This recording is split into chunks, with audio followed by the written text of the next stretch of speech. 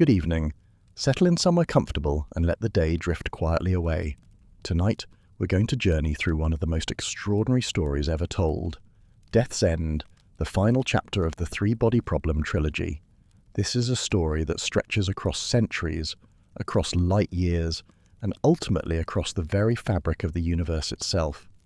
At its heart, though, it follows one person, a young aerospace engineer named Cheng Xin, whose quiet compassion and gentle nature will be tested again and again by choices no human being should ever have to face. We'll follow her from the early days of the Trisolar Crisis, through long stretches of hibernation, waking in strange new eras where humanity has transformed in ways she could scarcely imagine. There are moments of wonder here, vast cosmic mysteries and breathtaking discoveries, and there are moments of terrible stillness where the fate of civilizations hangs on a single decision. But don't worry about keeping track of every detail. Let the story wash over you, like starlight filtering through a window. We'll move through it all at a gentle pace, and I'll be here to guide you along the way. So, take a slow breath, let your shoulders soften, and let's begin. Our story opens not with Cheng Xin, but rather further back in time, in Constantinople, in the year 1453, where an unlikely encounter during the fall of an empire sets something extraordinary into motion. The story begins in a rather unusual place, with a voice writing from somewhere outside of time itself. An unnamed narrator sits down to compose what they call a history, though they're quick to tell us it isn't really history at all. The events they describe didn't happen in the past, aren't happening now, and won't happen in the future. It's a strange and quietly unsettling declaration, but the narrator's tone is gentle, almost wistful. They explain that they're recording only a framework, a skeleton of events, because the details have already been preserved elsewhere, sealed in what they call floating bottles, sent drifting toward a new universe in the hope that someone, someday, might fill in the rest. And then something remarkable happens. The narrator moves the sun. Casually, almost tenderly, they shift it westward, dimming it to bring dusk a little sooner. And they watch as dewdrops on seedlings in a field catch the changing light like tiny eyes blinking open. They gaze at their own silhouette against the setting sun, wave to it, and it waves back. Looking at that shadow, they feel young again. It's a moment of quiet, godlike power, wrapped in deep nostalgia. Remember this narrator and their strange existence beyond time. They will matter a great deal before the story is through. Now the story takes us back through the centuries to May 1453, and the ancient city of Constantinople, where Emperor Constantine XI waits in his palace as enormous stone cannonballs shake the walls every 3 hours. The Ottoman Sultan Mehmed II has laid siege to the city for 5 weeks, and the once impregnable walls are crumbling. Into this desperate moment steps a woman named Helena, a prostitute descended from crusaders, brought before the emperor by his trusted minister Francis. Helena claims she possesses magic, and she has proof. A golden chalice retrieved from a sealed chamber deep beneath the great church of Hagia Sophia, a chamber with no doors, no tunnels, buried behind stones as massive as those in the pyramids. When workers finally broke into that chamber days later, they found it intact, untouched for nearly 1,000 years, yet missing only the chalice Helena had already produced. And resting atop the treasures was a bunch of fresh grapes she claimed to have left there. To test her further, Francis brings her to a prisoner, locked in a cellar under constant guard.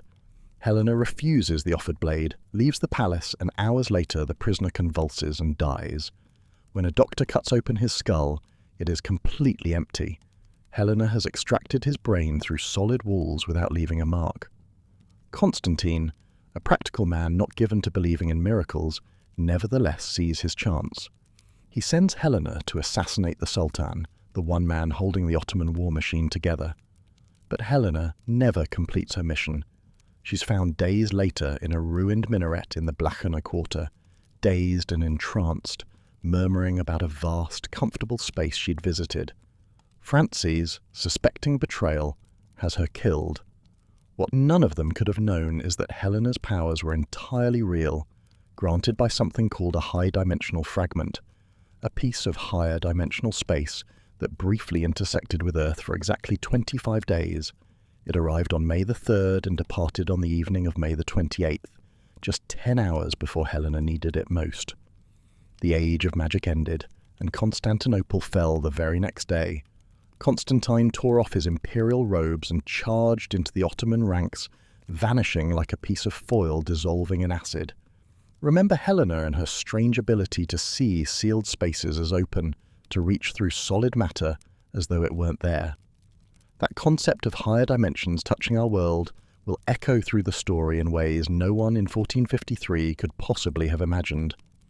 Now we meet Yang Dong, the daughter of Ye Wenjie, standing on the balcony of a particle accelerator facility, gazing out at the enormous ring of the collider stretching 20 kilometers across the landscape like a giant full stop in the setting sun. Yang Dong has lost 2 reasons to live. The first is physics itself, her great love, which has effectively ended now that the accelerator has been shut down. The second is far more personal. She discovered heavily encrypted files on her mother's computer, and what she found inside shattered everything she thought she knew. Her mother, the woman she'd depended on her whole life, had been secretly communicating with an extraterrestrial civilization called Trisolaris. Yang Dong could never bring herself to confront her mother about it, because the moment she did, the transformation would be complete and irreversible. Inside the facility, she encounters a young researcher in bright green glasses running a fascinating simulation of Earth's evolution. He demonstrates something remarkable. When you remove life from the model, Earth becomes a barren, oceanless desert. Life didn't merely cling to the planet, it actively built the world we know. This triggers Yang Dong's final, terrifying realization. From her mother's secret files, she knows the universe is crowded with life, and if life so profoundly shaped one small planet, what has it done to the entire cosmos? She leaves the building, stares up at the stars, and arrives at a question she cannot escape. Is nature really natural? Now we meet Yun Tianming, a terminally ill cancer patient lying in a hospital bed, and his story begins with a quiet act of manipulation. His doctor, Jiang, leaves him a newspaper folded open to a particular page. Tianming notices that the world has begun to move on from the Trisolaran crisis, people returning to their everyday concerns, reasoning quite sensibly that worrying about events 4 centuries away is rather like someone in the Ming dynasty fretting about the age of electricity. But one headline catches his eye. China has passed a euthanasia law. That night, his roommate Lao Li, a gentle older man whose children have been devotedly caring for him, confides that he intends to be the first to use it, not because he's given up hope, but because he refuses to let his family sell their homes to fund a treatment that will never cure him. Tianming watches the procedure through a one-way mirror, a room decorated with pink paper hearts and fresh flowers that only makes the whole scene more unsettling. Lao Li answers the same question 5 times on a screen, clicking a different numbered button each time to confirm his choice, and then, quietly, he falls asleep and doesn't wake up. Afterwards, Tianming realizes something chilling. Dr. Jiang was his sister's high school classmate, and his sister wants him dead, or rather, wants their father's dwindling savings preserved for her own family. Then an old college acquaintance named Hu Wen visits, bringing 3 million yuan earned from a beverage company inspired by Tianming's offhand idea years ago. But even this fortune cannot save him. A famous oncologist confirms there is no cure, so Tianming applies for euthanasia himself. That evening, watching the news alone, he sees a report about something called the Stars Our Destination project, and gazing out at the faint silver specks above the city lights, he knows exactly what he wants to do with his money. He's going to buy Cheng Xin a star. Now, the narrator pauses from Tianming's story to offer us a wider view of this strange period in human history. Historians, looking back, gave it a rather telling name: Crisis Infantilism. In those first 20 years after learning about the Trisolaran threat, humanity behaved in ways that baffled everyone who came before and after. The crisis shook civilization to its very foundations, deeper than anything in recorded history, and yet the surface reactions were oddly childlike, born from the collision between existential terror and humanity's stubborn conservatism. Two projects emerged from the United Nations during this period. One was the Wallfacer project, which we'll hear much more about later. The other was the Stars Our Destination project, the very program that caught Tianming's eye on the news. It was the brainchild of UN Secretary-General Say, a shrewd political figure who saw the crisis as her chance to transform the UN from a mere talking shop into a genuine governing body. She needed resources, and her solution was remarkably creative. Auction off the rights to distant stars beyond 100 light-years. The great powers allowed it, seeing no real harm, but almost nobody bought them. Just 17 stars sold, earning a mere $40 million. Say wasn't troubled. For her, it was never really about the money. It was a political proclamation, a statement of authority over humanity's cosmic future. The project was quickly forgotten by most, but remember, one of those 17 stars will matter enormously to our story. And so Tianming, with his decision quietly made, set about buying Cheng Xin a star. He called the Stars Our Destination project office, then rang Hu Wen to get Cheng Xin's details, her address, her ID number. Hu Wen, to his credit, didn't mock him or offer pity. After a long silence, all he gave was a soft sigh and a promise not to reveal who was asking. The next day, Tianming took a taxi to UNESCO's Beijing office, where a giant star map glowed against pitch-black walls, and the office sat almost entirely empty. He was, it turned out, the first Chinese person to ever express interest in buying a star. The director was delighted, though Tianming's budget was painfully modest. An astronomer named Dr. He was brought in to help, and together they settled on a star called DX3906, 286.5 light-years away. It was faint, a dark red dot barely visible to the naked eye, but it could be seen from Earth, and Dr. He made a lovely point about that. It's far better to own a star you can actually look up and find than a closer one lost in the dark. That evening, Dr. He drove Tianming far beyond Beijing's light pollution, out into a field beneath the autumn sky. It took patient guidance to spot it, that dim reddish glimmer among thousands of brighter neighbours. By the time she sees it, Tianming thought, I'll be gone from this world. The light reaching his eyes had already travelled 286 years. What followed was Tianming's last day, a day like any other, unremarkable in every way. He walked into the euthanasia room calmly, and as he pressed each of the 5 confirmation buttons, we're given the story of his life, a lonely childhood shaped by parents who demanded refinement while living none of it themselves, a brief flowering of warmth at university when Cheng Xin smiled at him and remembered his name, and then years of quiet struggle in a world he was never quite built for. He composed his ideal epitaph in his mind. He came, he loved, he gave her a star, he left. And then, just as his finger pressed the final button, the door burst open. People rushed in, disconnected the machine, pulled the needle from his arm. Standing in the doorway, the whole world suddenly brighter, was Cheng Xin. She wept against his chest, and when she lifted her head, her words shattered everything he thought he understood. Tianming, she said, did you know the euthanasia law was passed specifically for you? Now we come to Cheng Xin properly, and the path that would carry her from quiet frustration into the very heart of humanity's defense. When the trisolar crisis began, Cheng Xin had just finished her studies and landed what anyone else would consider a dream job, designing propulsion systems for China's next generation of rockets. But she saw chemical rockets for what they were, relics of an older age, like the smokestacks poets once praised as symbols of progress. Trying to defend the solar system with chemical rockets, she believed, was pure lunacy. So when the United Nations began creating new planetary defense agencies, and a position opened at the PDC Strategic Intelligence Agency, she took it without hesitation.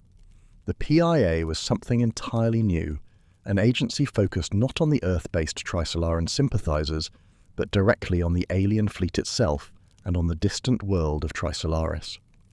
Its headquarters was an old granite building near the UN, and when Cheng Xin arrived, she was among the very first to report for duty.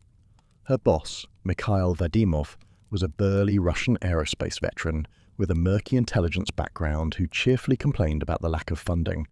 Upstairs sat the PIA chief, Thomas Wade, an American with classical, statue-like features and an unsettling intensity. His office smelled of cigar smoke, and his first words to Cheng Xin were deliberately shocking, a crude old intelligence test designed to unsettle newcomers. Wade wasted no time. At the PIA's first real meeting, he announced they would launch a spy probe at the Trisolaran fleet, one that must reach 1% of light speed. The room was stunned.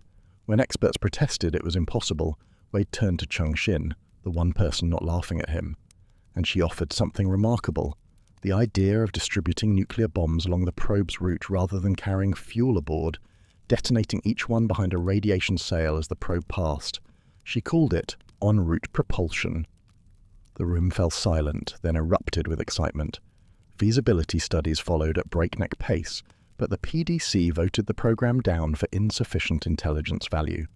Wade refused to stop. Instead, he pivoted boldly, proposing they send not instruments but a living human being, a hibernating spy whose known identity would actually be an advantage, because the Trisolarans, transparent in thought and endlessly curious about humans, would almost certainly capture and keep the specimen. It was audacious, perhaps reckless, but it changed everything. They called it the Staircase Program.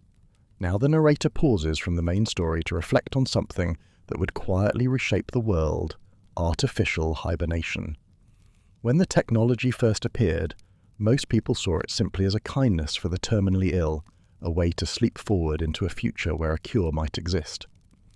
But examined more closely, hibernation threatened to split humanity in two.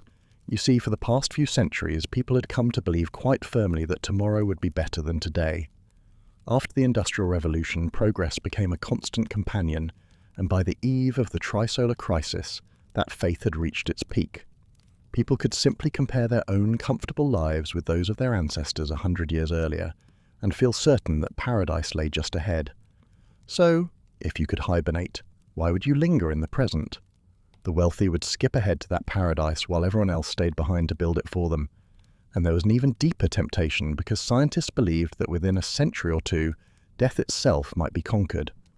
Hibernation became the first step on a staircase to immortality, and for the first time in all of history, death was no longer fair. Governments suppressed the technology more fiercely than cloning. But then the Trisolar Crisis arrived, and in a single night, the future transformed from paradise into something terrifying. Suddenly, no one wanted to skip ahead. Who would choose to wake into a world that might be burning? And so, with bitter irony, hibernation was allowed to develop freely, giving humanity its first tool to traverse great stretches of time. Cheng Xin traveled to the tropical island of Hainan to investigate hibernation technology, hoping to find a way to shrink the equipment small enough for the Staircase Program's probe.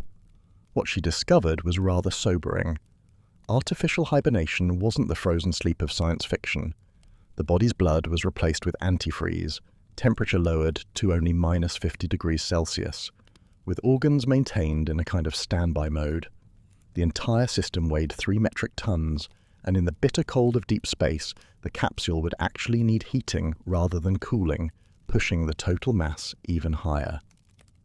Back at PIA headquarters, the team sank into despair, but Cheng Xin offered a quiet, radical idea. Don't send a living person at all.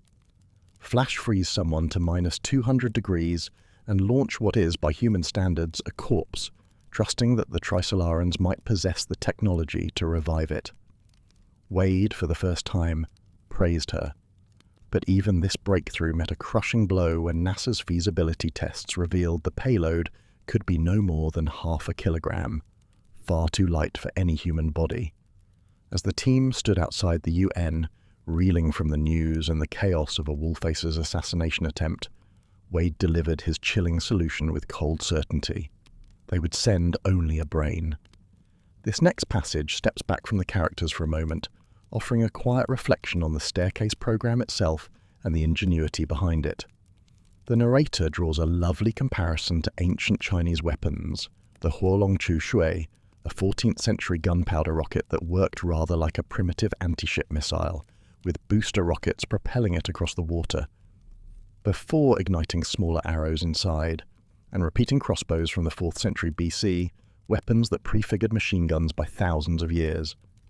Both were attempts to coax extraordinary power from primitive technology, and the staircase program, we're told, was precisely that kind of achievement. Using only the technology available at the beginning of the Crisis Era, humanity managed to accelerate a tiny probe to 1% of the speed of light, something that should have required technology a century and a half more advanced. The mechanics are quite elegant. Nuclear bombs distributed along the probe's flight path, each detonating as the radiation sails swept past, with positional thrusters on each bomb to steer the craft. The probe itself had no engine at all. Trailing 500 kilometers behind the sail on nearly invisible nanocables called Flying Blade, the payload capsule was protected by an ablative cooling layer that gradually vaporized with each blast. It was, in every sense, a desperate improvisation rather than a true technological leap, but a remarkable one nonetheless. And so, the staircase program moves from blueprint to reality. At Cape Canaveral, peacekeeper missiles rise into the night sky one after another, their silver trails merging in the moonlight like a road reaching into heaven. In Russia and China, Topol and Dongfeng missiles climb skyward too. Hundreds of nuclear warheads, devices that could kill billions, pooling their enormous power to accelerate a feather to 1% of light speed.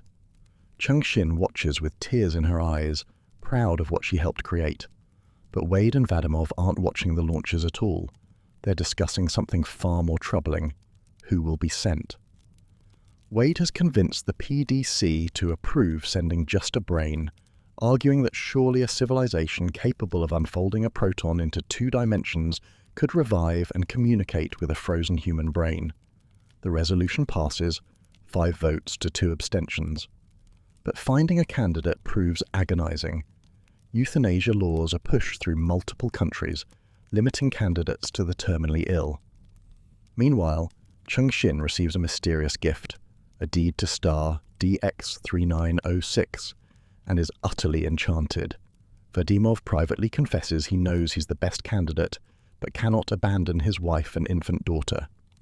Then a college friend mentions that Tianming has terminal lung cancer, and Cheng Xin suggests him as a candidate, without truly considering what she's asking. When she presents the offer, Tianming sees the devastating truth. The woman he loved enough to buy a star has come not to save him, but to ask him to suffer eternally. Yet gazing at her face, torn between agony and devotion, he accepts. Vadimov, the man who had looked after Cheng Xin like a big brother, is dead. His car plunged from the Alexander Hamilton Bridge into the Harlem River, and by the time they recovered his body, the brain was unusable. An autopsy revealed leukemia, retinal hemorrhages causing the crash, and Cheng Xin noticed something chilling. The timing of his illness aligned perfectly with when the PDC began pushing euthanasia laws worldwide. She swept his office and apartment with a Geiger counter but found nothing. Whether Wade deliberately irradiated Vadimov to harvest his brain she could never prove, but the suspicion would haunt her. Meanwhile, Tianming undergoes grueling testing at a secret base near PIA headquarters, scoring highest among all candidates. In one test, candidates are placed under anesthesia that strips away all bodily sensation while keeping them conscious, simulating what a disembodied brain might experience. Tianming excels precisely because of the qualities Cheng Xin fears for him: his detachment, his solitude, his comfort with isolation. When Cheng Xin begs Wade to remove him, Wade coolly dismantles every argument. At the Oath of Allegiance ceremony, Tianming refuses to pledge loyalty to humanity, declaring himself a stranger to this world, and Wade reveals this was the final test. If even they believe his indifference, the Trisolarans will too. Then Wade delivers his cruelest blow, telling Cheng Xin that Tianming was the one who gave her the star. She races to the hospital but arrives too late. The brain has already been removed and sealed in liquid helium. Prostrate before that cold steel container, she sobs. She demands seeds be included in the capsule, wheat and corn and chili pepper, but Wade refuses every gram. He does, however, offer her something else: suspended animation, a chance to follow Tianming into the future. She accepts. The staircase craft launches beautifully, its vast radiation sail catching sunlight like a brief glowing eye. But near Jupiter, a cable snaps, the sail curls, and the craft veers off course, lost forever. As Cheng Xin enters the cold sleep, she holds onto one small comfort. Like Tianming, she will drift through the centuries. Bronze Age, one of the few warships to survive the catastrophic destruction of Earth's combined fleet, is finally coming home. 14 years have passed since those desperate battles in deep space, and as the ship decelerates toward Earth, the crew drift gently against the wide portholes, feeling the return of artificial gravity like an embrace from the world ahead of them. Their conversations are full of longing and hope, talk of children, of farms, of retiring from space forever. You see, life aboard Bronze Age was governed by a grim rule. No one could be born unless someone died. These people have lived under unimaginable constraints, and after what the story calls internecine battles of darkness, they cut off all contact with Earth. But, for a year and a half after those battles, they could still hear Earth's radio transmissions, surface broadcasts and signals meant for space, a faint but reassuring heartbeat from home. And then, in early November of Crisis Era year 208, every frequency fell silent. All of them at once, as though the Earth itself had been switched off. That detail is worth holding on to because the crew aboard Bronze Age has no idea what happened down there, and the answer, when it comes, will reshape everything they thought they were returning to. This brief passage captures a profound shift in humanity's psyche. When the dark forest theory was finally confirmed, when people understood that the universe was a place where civilizations hunted one another in silence, the reaction was immediate and visceral. Mobile phones were forbidden, antennas were torn down. Any electromagnetic signal leaking into space was treated as a potential death sentence, and violators faced charges of crimes against humanity. It was, in many ways, an overreaction, because Earth's electromagnetic footprint had actually been shrinking for decades. The shift from analog to digital communications meant far less energy was bleeding into space, and most radio signals couldn't even be detected beyond 2 light-years. Only something like Ye Wenjie's original transmission, amplified through the immense power of the sun itself, could truly reach the stars. But fear doesn't bow to reason, does it? Over time, calmer minds prevailed, and humanity developed far more sophisticated signaling methods, neutrinos and gravitational waves, the latter of which would become the backbone of the deterrence system against Trisolaris. What matters most here is the emotional transformation. The story likens humanity to a child who had once called out hopefully into the darkness beside a bright campfire, and who now sits shivering in the ashes, having stamped out the flames himself. That image of a civilization retreating from openness into paranoid isolation sets the tone for everything that follows. Bronze Age, you'll recall, is one of the few warships that survived the destruction of Earth's combined space forces.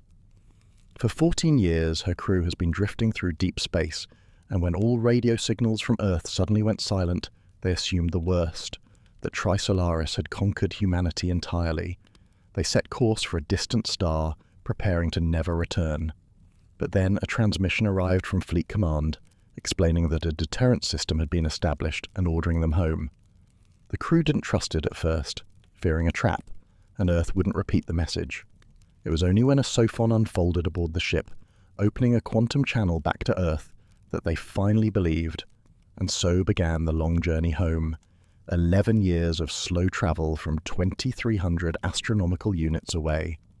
As they approached Earth, they were met by gravity, a striking white cylinder of a warship whose entire hull served as a gravitational wave antenna, part of the very deterrent system keeping Trisolaris at bay. What followed at the orbital spaceport seemed like a hero's welcome, cheering crowds, flowers, tearful embraces, promises of honor and freedom. The crew was asked to disembark completely, and a careful roll call ensured every last person had left the ship. Then the celebration vanished. The crowds were holograms. Armed military police surrounded them in the sudden darkness, and a cold voice informed them they'd been dishonorably discharged, that their families had disowned them, and that they were under arrest for murder and crimes against humanity. It was an elaborate trap, and the flowers now floating around Bronze Age made their beloved warship look rather like a giant coffin. The trial of Bronze Age's crew took place aboard a fleet base in geosynchronous orbit, where blue Earth and bright sun rotated past the courtroom windows like a slow, silent reminder of the world these sailors had fought to protect. Captain Scott tried valiantly to shield his crew, claiming the attack on Quantum was his decision alone, that only 59 had voted in favour. But the prosecution already knew the truth, and eventually Scott relented. 94% of the crew had voted to attack. Lieutenant Commander Schneider offered perhaps the most chilling testimony of all, describing how the moment he realised Bronze Age would never return home, he was transformed utterly, comparing it to a 1960s classroom experiment where students became a miniature fascist state in just 5 days. In space, he said quietly, it took only 5 minutes. Commander Ravinsky then revealed that Bronze Age's crew had consumed the bodies of Quantum's 1,800 dead, processing them through the ship's food system to survive their damaged life support. Most of the crew received prison sentences, and as the transport carried them away from Earth, they pressed against the portholes watching that blue world shrink to just another star, never to complete those final 30,000 kilometers of their journey home. But Schneider managed one last act of defiance, seizing the ship's communications system long enough to broadcast a warning to blue space before a laser beam cut through his chest. His dying words were simply, "Don't come back. This is no longer your home." Blue space heeded that warning instantly, reversing course and accelerating into deep space, with the warship Gravity and 2 Trisolaran droplets beginning what would become a 50-year pursuit. 264 years after entering hibernation, Cheng Xin is awakened, and the reason is rather extraordinary. The star that Yun Tianming purchased for her all those years ago, DX3906, has been found to have 2 planets, one remarkably similar to Earth. This gift from a man whose brain was lost somewhere in the vastness of space has become immensely valuable, and the UN wants to buy it back. Cheng Xin, caught between guilt at owning a world and reluctance to sell a gift born of love, finds a compromise. She sells the planets but keeps the star. A lively young astronomer named A.A., who discovered the planets herself, becomes Cheng Xin's business partner and guide to this bewildering new era. And bewildering it truly is.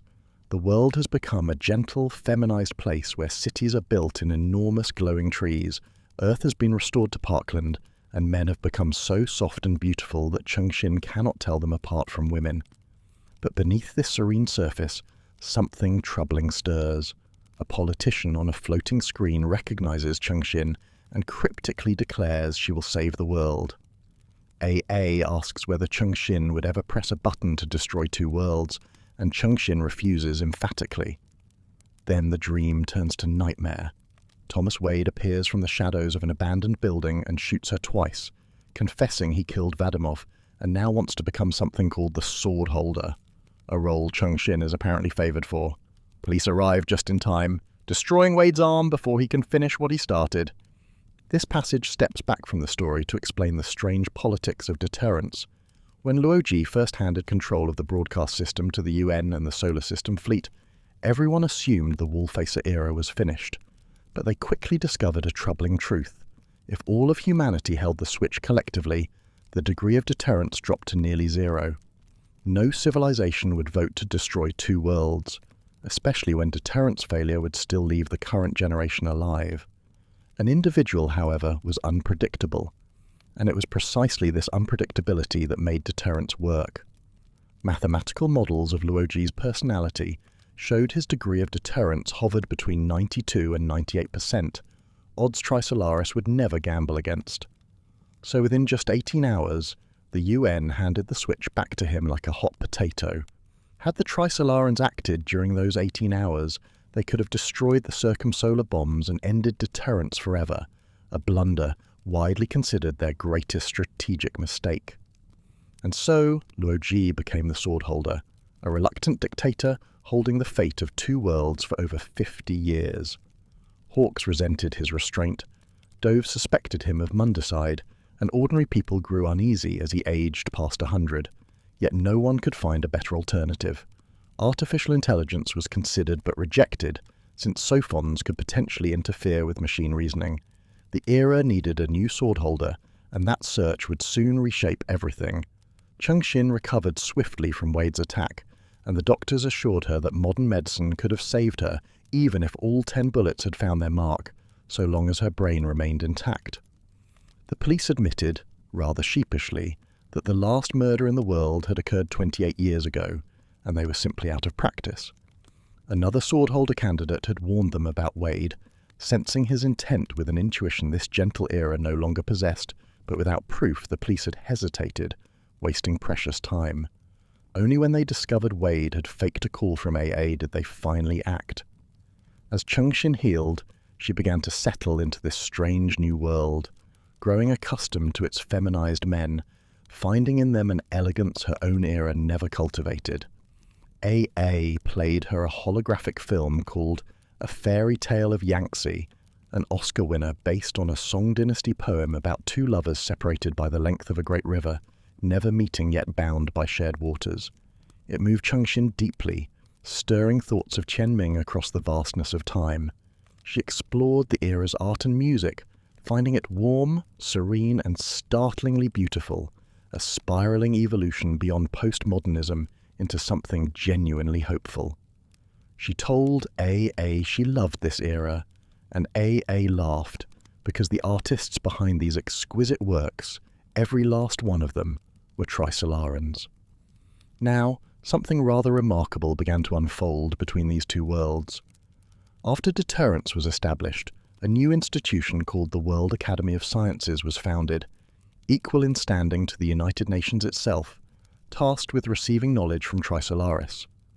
Most people expected the aliens to share only scraps of information, riddled with lies and misdirection, but Trisolaris did the opposite. They transmitted vast, systematic libraries of knowledge, complete systems covering mathematics, physics, cosmology, even the molecular biology of their own life forms. It was so much, in fact, that Earth's scientific community was utterly overwhelmed. The Trisolarans even complained that humans were learning too slowly. Some theorized that Earth was being used as a kind of knowledge battery, charged with Trisolaran science, so it might one day produce something new in return. But the Trisolarans offered a different explanation. They claimed human culture had transformed their society, giving them new eyes to see beauty and meaning they had never understood. Revolutions swept Trisolaris, reshaping its politics to mirror Earth's values, and then came what scholars called cultural reflection. Trisolaris began producing sophisticated art in human styles, films, novels, music, all set on Earth with human characters, and it was genuinely beautiful. This reflected culture began displacing Earth's own fading artistic traditions, yet Trisolaris itself remained entirely hidden, sharing nothing of its own world. Humanity chose to see this as progress, a ray of sunlight in the dark forest. Whether that optimism was justified, well, that is something worth remembering. Shortly after recovering from Wade's assassination attempt, Cheng Xin received an invitation from Sophon, the Trisolaran ambassador, a robot woman of extraordinary beauty controlled by the alien Sophons. Sophon lived atop a giant tree at the city's edge, in an elegant bamboo dwelling wreathed in self-generated mist. There she performed an elaborate Japanese tea ceremony for Cheng Xin, each movement deliberate and hypnotic, her hands seeming to caress time itself as she wiped each implement and whisked the powdered green tea. The ceremony achieved what the Japanese call wakei sei jaku, harmony, respect, purity, and tranquility. But beneath this serene ritual lay a pointed message. Sophon spoke of how beautiful the world was when women were together, how fragile it was, and urged Cheng Xin to protect it. The subtext was unmistakable. Trisolaris wanted Cheng Xin, not one of the harder men, to become the next Swordholder. The very next day, 6 Common-Era male candidates visited Cheng Xin to dissuade her from running. These men were cold, unyielding, deliberately masculine in a feminized age, and they warned her plainly that she lacked the ruthlessness and psychological fortitude the role demanded. Among them were Bi Yunfeng, the particle collider designer who had saved her from Wade, young physicist Cao Bin, and the mysterious A.J. Hopkins, whose lost identity only deepened his aura of menace. Yet when the PDC formally asked Cheng Xin to run, and a young mother placed her infant in Cheng Xin's arms, calling her Madonna, something shifted. 3 forces converged: the public's desperate need, her own maternal instinct toward this gentle new world, and the debt she owed Yun Tianming, who had sacrificed everything for her. She declared her candidacy. Meanwhile, Far from Earth's political dramas, a quiet hunt has been unfolding across the stars for half a century. Gravity, the warship whose hull doubles as a gravitational wave antenna, has been chasing blue space through the emptiness of deep space, and now only 3 astronomical units separate them, mere inches compared to the 1.5 light-years they've traversed. Both ships crossed the Oort cloud a decade ago, that distant birthplace of comets at the solar system's edge, becoming the first human vessels to enter true outer space, where the sun shrinks to just another star among billions. 2 Trisolaran droplets fly in formation alongside gravity, their mirror-perfect surfaces reflecting the ship back at its crew, offering a strange comfort in the void. Most of the 100-odd crew have spent these 50 years rotating through hibernation, each serving just 3 to 5 years of active duty. The pursuit itself is a delicate fuel game. Gravity must reserve enough for a return trip, splitting its reserves into 4 equal portions, while blue space stopped accelerating 25 years in, perhaps having spent all the fuel it dared. Gravity holds a crucial advantage, Sophon intelligence revealing blue space's exact fuel status, while blue space knows nothing of gravity's reserves. But, a year ago, something shifted. 30 astronomical units from their quarry, gravity entered a region where the Sophons lost their quantum connection to Earth, cutting off real-time communication. Messages now take over a year each way, and for the first time in this long chase, gravity is truly on its own. Now, this next passage from a past outside of time reveals something rather unsettling about the cosmos. You see, near the beginning of the Crisis Era, when Trisolaris sent its Sophons toward Earth, it also launched 6 additional Sophons at near light speed to explore other regions of the galaxy. Every single one of them went blind. They entered regions of space where their quantum entanglement simply broke, and once broken, it could never be restored. The farthest reaching Sophon managed just 7 light-years before it was lost forever. Later launches met the same fate. The closest of these blind regions lies only 1.3 light-years from Earth, the very same one encountered by the Sophons accompanying gravity on its long pursuit of blue space. Scientists from both worlds debated whether this interference was natural or deliberately imposed, and most leaned toward the latter. Before going blind, the Sophons did manage to glimpse 2 nearby star systems with planets, and found both utterly devoid of life or civilization. But rather than offering comfort, this emptiness carried a chilling implication. Both Earth and Trisolaris concluded that the Sophons were allowed to observe those systems precisely because there was nothing there worth hiding. The universe, it seemed, was keeping its secrets behind a veil, and the very existence of these blind regions whispered of something the dark forest theory had long suggested, that the cosmos does not wish to be seen. As gravity draws ever closer to blue space with just 100,000 kilometers between them, strange and unsettling things begin happening aboard the ship. You see, once the Sophons lost their quantum connection to Trisolaris in that blind region of space, gravity could no longer peer inside blue space, and the droplets escorting them lost their real-time link to home. The captain, unwilling to wait any longer, ordered full acceleration. Blue space, seemingly recognizing the futility of flight, proposed a compromise. Send 2/3 of their crew, including the main suspects, back to gravity, while allowing the remainder to continue into deep space as a seed of humanity. Gravity refused outright. Every soul aboard blue space was suspected of murder, and none could be permitted to represent the human race. So, blue space announced its surrender and began to decelerate. But as gravity's crew emerged from hibernation to prepare for the capture, peculiar incidents started occurring. Commander Devon, the ship's most psychologically stable officer, a survivor of the Doomsday Battle itself, confided to the psychiatrist Dr. West that he had encountered Lieutenant Commander Park Wee-Gun of Blue Space walking through gravity's own corridors. The man had saluted him and passed by, then vanished. Devon was certain of what he saw. Elsewhere, a micrometeoroid was found embedded in a nutrient tube deep inside the ship, tens of meters from the hull, with no breach in any outer wall to explain its arrival. Sub-Lieutenant Ike witnessed something even more disturbing, a spherical bubble about a meter across that simply erased everything within it, cutting cleanly through walls, a cabinet, and even the sleeping Verenskaya's legs, which appeared perfectly intact when the bubble eventually vanished. Petty Officer Liu, during a routine hull inspection, saw a fifth of Gravity's tail section simply missing, cleanly sliced away, before it reappeared moments later. Each witness chose silence, fearing forced hibernation. Meanwhile, the civilian astronomer Guan Yifan developed an inexplicable claustrophobia, convinced the entire universe felt enclosed. He shared a haunting theory with Dr. West, that the speed of light and 3 spatial dimensions were symptoms of some deeper cosmic ailment, as though the universe were a paralyzed corpse whose signals could never traverse its own body. Their philosophical conversation was cut short by battle klaxons. Both droplets had turned hostile, one accelerating toward blue space and one toward gravity, with only seconds to impact. Cheng Xin descends into the Earth itself, 45 kilometers down through the crust and past the Mohorovicic discontinuity into the mantle, where temperatures reach nearly 500 degrees Celsius and the pressure is immense.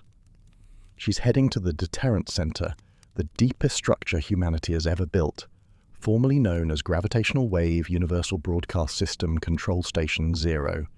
Half a year earlier, a joint session of the UN and the Solar System Fleet elected her to succeed Luo Ji as Swordholder, the person who holds the switch to broadcast both worlds' death sentence to the universe. And she won, with almost twice the votes of her nearest competitor. The main ceremony took place on the surface with all of humanity's leaders watching, but only 2 officials accompany her for the final handover, the PDC chair and the Fleet Chief of Staff. When she steps out of the elevator after a 20-minute descent, she finds only emptiness. White walls, bare rooms, silence.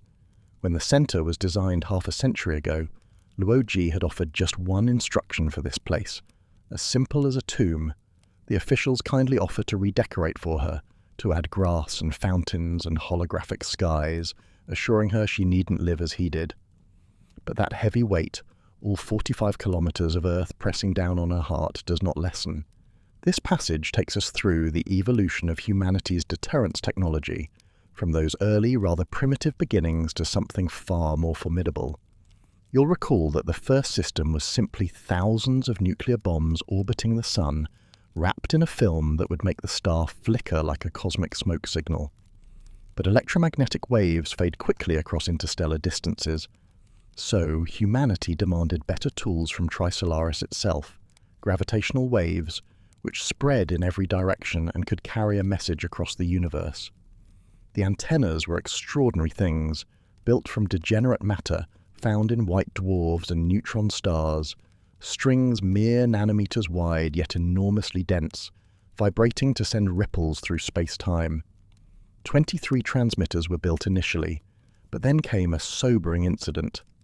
In Year 6 of the Deterrence Era, an extremist group called the Sons of the Earth attacked an Antarctic station, nearly seizing control of a transmitter to broadcast Trisolaris' death sentence.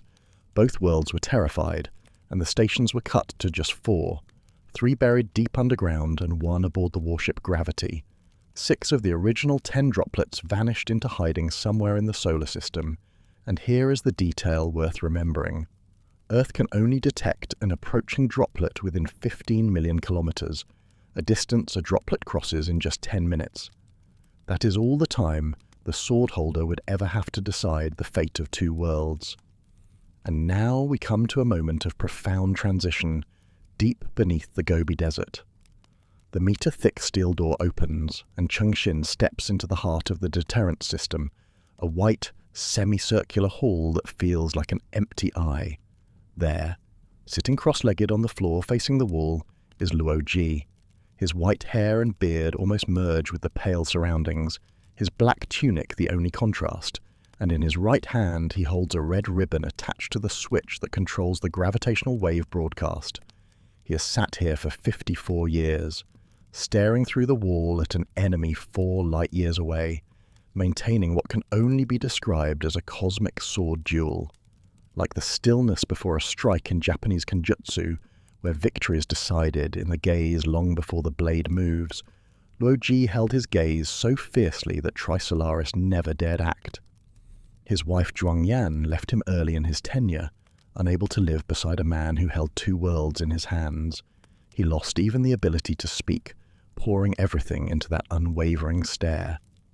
When the moment comes, he rises with surprising strength, bows slightly toward the wall in respect to his enemy, and hands Cheng Xin the switch. No one thanks him. In the lobby, prosecutors arrest him for suspected mundicide, and Cheng Xin stands alone in the tomb-like silence, holding the heaviest object in human history, preparing for a journey she believes will last decades. It will last 15 minutes. And then it happens. The white wall turns blood red, and text screams across the screen. 6 droplets detected, all racing toward Earth at 25,000 kilometers per second, 10 minutes to impact. They had been hiding just outside the advanced warning zone all along, 3 using the sun's interference as cover, 3 disguised among orbiting space debris. The thunderclap that Luo Ji had waited 54 years for arrived just 5 minutes after he handed over the switch. Cheng Xin doesn't reach for the holographic displays offering tactical data. She doesn't need more information. She already understands her fatal error. In her deepest self, she had never truly believed this moment was possible. She had imagined herself as a chess player, sitting calmly across from her opponent for decades. But Trisolaris hadn't bothered moving pieces. They simply smashed the board over her head. As the countdown ticks away, her mind travels through 3.5 billion years of evolution, from the first trembling chain of molecules that split and copied itself in a primordial ocean, through every geological age, every species, every civilization, until all of it narrows to this one person holding a red switch.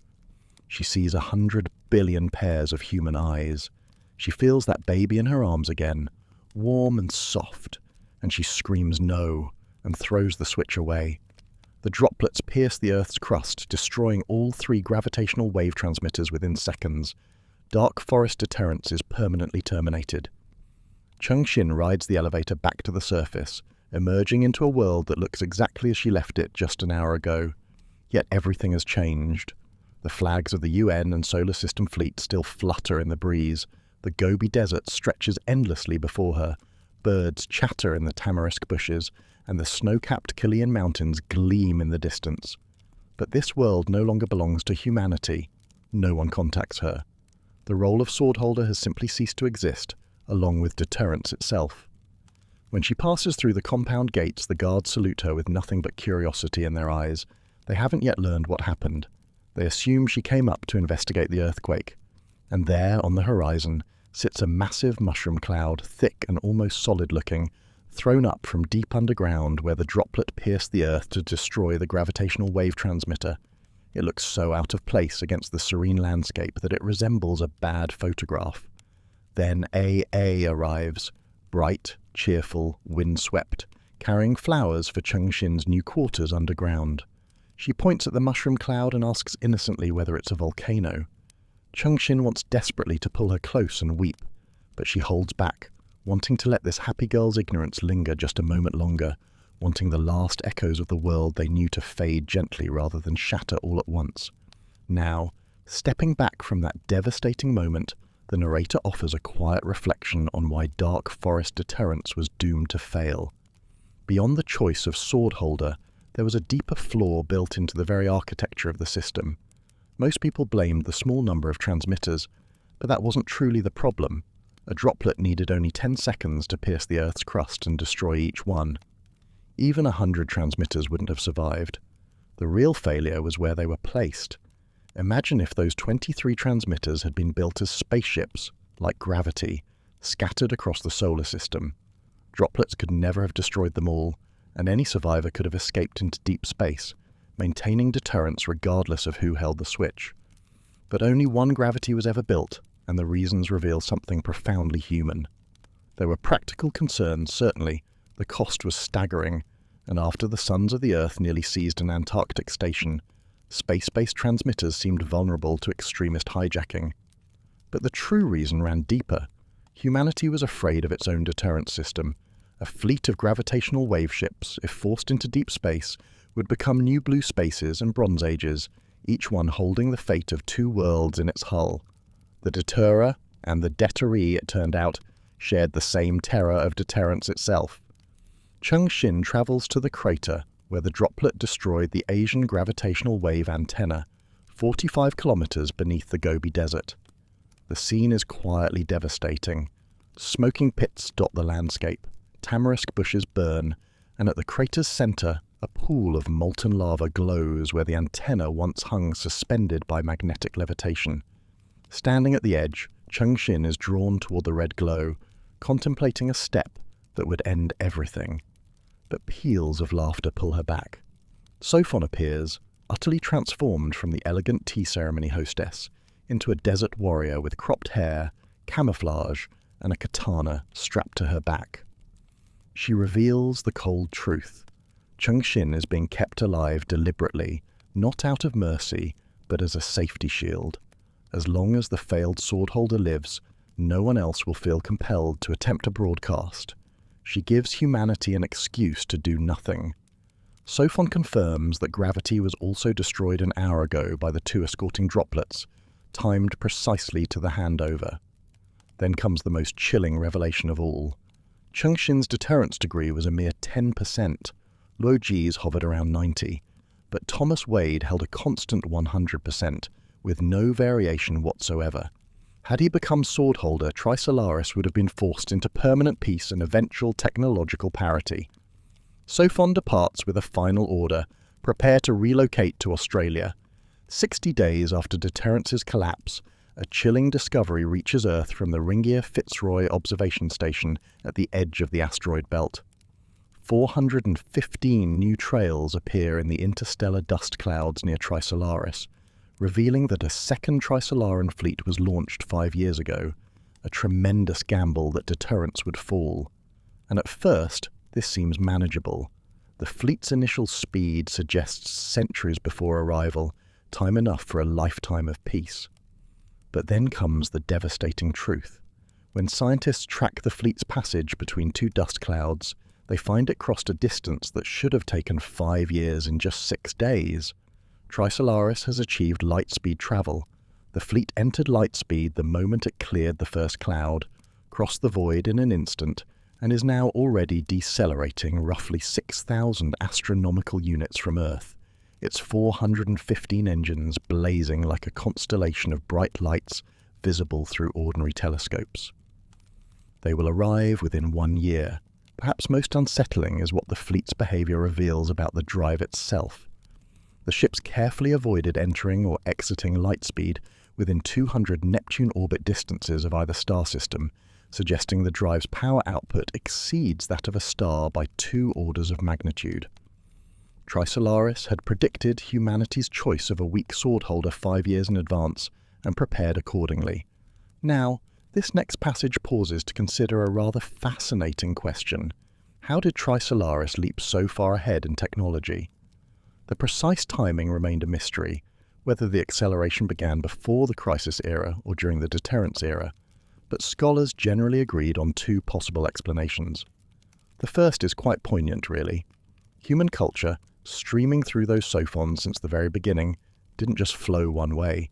It profoundly changed Trisolaran society itself. You'll recall that Trisolaris had long ago adopted an extreme totalitarian system to survive its chaotic eras, suppressing individual thought and scientific freedom. But exposure to human values, our art, our philosophy, our stubborn insistence on the worth of the individual, all of that resonated deeply. The Trisolarans began dismantling those barriers, encouraging freedom of thought, respecting individuals for the first time. Scholars believed this may have sparked something like a renaissance on that distant world, a glorious flowering of ideas that drove their science forward at breathtaking speed. But there was a second, more unsettling possibility. Those exploratory Sophon missions sent out into the universe, the ones Trisolaris claimed had found nothing before going blind, may not have been fruitless at all. They may have discovered another civilization entirely, one that shared not only advanced technology, but crucial intelligence about the true conditions of the Dark Forest. If that were so, then Trisolaris possessed knowledge far beyond anything Earth could imagine. 60 days after Deterrence collapsed, Sophon reappeared, no longer the graceful tea ceremony hostess, but a warrior in camouflage with a katana on her back. And the news she carried was devastating. The second Trisolaran fleet would arrive in just 4 years, and Trisolaris had decided on a new policy. Not extermination, but confinement. Humanity would be herded into reservations, Australia and a sliver of Mars, stripped of all weapons and heavy equipment, resettled completely naked of technology. Most people clung to the hope that they still had a generation of peace, and no nation responded to what became known as the Reservation Proclamation. So 5 days later, a droplet tore through 3 major cities across 3 continents, shearing through the elegant hanging buildings of the New World as though they were nothing. Over 300,000 people died, and humanity finally understood just how fragile their civilization was against these weapons. The bitter irony was that Earth had been developing strong interaction materials capable of countering the droplets, needing only 10 more years to manufacture them at scale. 10 years they would never have. Sophon then offered a gentler speech, promising that after the fleet arrived, Trisolaris would help humanity expand to Mars and space, achieving peaceful coexistence within 20 years. But all of it hinged on one condition: the Great Resettlement to Australia must begin immediately. And so, with no other choice, it did. And so, the Great Resettlement began, and Cheng Xin found herself standing before Elder Frace's house in the Great Victoria Desert, watching as simple plywood and sheet metal shelters spread across the sand, as far as the eye could see, like origami toys scattered by some careless hand. She had come with the earliest wave of forced migrants, and though she could have settled comfortably in a larger city, she insisted on living as an ordinary refugee in the harshest interior zones near Warburton. AA, loyal as ever, refused to leave her side. Their shelter house filled with 6 other women, all born during the paradise of the Deterrence Era, all encountering rationed food and dead walls and bunk beds for the first time in their lives. Naturally, Cheng Xin became the target of their fury. They cursed her, accused her of being useless, told her she should have pressed the button, that even mutual destruction would have been better than this. The abuse turned physical, and they began snatching her rations, until AA fought back so ferociously that they finally left the 2 women alone. But the hatred wasn't confined to their roommates. Mobs from neighbouring shelters threw stones and surrounded their house, shouting curses. Cheng Xin bore it all quietly, even finding a strange comfort in it, believing she deserved far worse. Then an elderly Aboriginal man named Frace invited them into his home. He was over 80, a doctor from Melbourne in the Common Era who had entered hibernation to continue his work preserving Aboriginal culture. His house, solid and built in the 21st century, was filled with bark paintings, boomerangs, didgeridoos, and pots of ochre paint. His presence brought them something precious, spiritual tranquility. He rarely spoke about the crisis, saying only, "Whatever people do, the gods remember." And he drew a quiet parallel that hung in the air, reminding them that 5 centuries earlier, civilized men had stepped onto this same continent and hunted Aboriginal peoples for sport, reducing 500,000 to 30,000 refugees who fled to these very deserts. One evening, after AA tried to imitate a tribal war dance and got it wonderfully wrong, Frace painted his own face, picked up a Maori taiaha, and performed a real haka. Cheng Xin and AA were mesmerized and terrified in equal measure. His eyes blazed with a murderous intensity that seemed to channel typhoons and thunder. When it was over, he stood before Cheng Xin gently and said, "Child, you failed to hold the enemy's gaze, but it's not your fault, really not your fault." The next day, Cheng Xin surprised herself by visiting Thomas Wade, who was serving his sentence nearby, hammering nails into a warehouse with his one remaining arm. He looked better groomed than anyone in the settlement, his white shirt the cleanest in sight, and she could see immediately that he had given up nothing. Not his ambitions, not his plans, not whatever dark designs churned behind those cold eyes. He whispered just 2 words of advice: leave Australia. Before the resettlement was complete. She didn't understand why, but the words made her shiver. Meanwhile, the continent descended into chaos. When 2 billion people had arrived, the Australian government turned dictatorial, reserving coastal cities for its own citizens, while forcing newcomers into the desolate interior. The Sydney riots saw tens of millions loot the city bare. The Canberra massacre killed over 500,000. Democracy gave way to totalitarianism, and Sophon's words about humanity's degenerate freedom became a common slogan. Then came the moment Wade had foreseen. Sophon appeared before the UN General Assembly and announced that during the next 3 months, all modern technology in Australia would be destroyed, including electricity. Without power, the agricultural factories would fail within days, leaving only 1 month of food for 4.2 billion people. Most would die. And Sophon made clear this was by design, predicting 30 to 50 million survivors. She told the horrified assembly that the survivors would eat food and not be eaten by it. Cheng Xin collapsed and went blind from the shock, her vision swallowed by darkness. When Sophon's forces came to extract her, she refused to leave, but negotiated the rescue of AA and Frace. Sophon, who had quietly been protecting Cheng Xin all along, assigned a Sophon to watch over her. And there Cheng Xin remained in the darkness, listening to the sounds of a world unravelling around her, holding tight to the memory of a baby's warmth against her chest. Now we turn to events unfolding far from Earth, aboard 2 ships drifting through the vast emptiness beyond the Oort cloud. For 50 years, an old man named James Hunter had kept a secret aboard Gravity. Everyone knew him as the ship's cook, a warm and easygoing fellow who never hibernated due to a rare medical condition. In truth, Hunter was a captain, planted aboard by Fleet Command with a single mission. If anyone ever tried to seize control of Gravity's gravitational wave transmitter, he was to destroy it.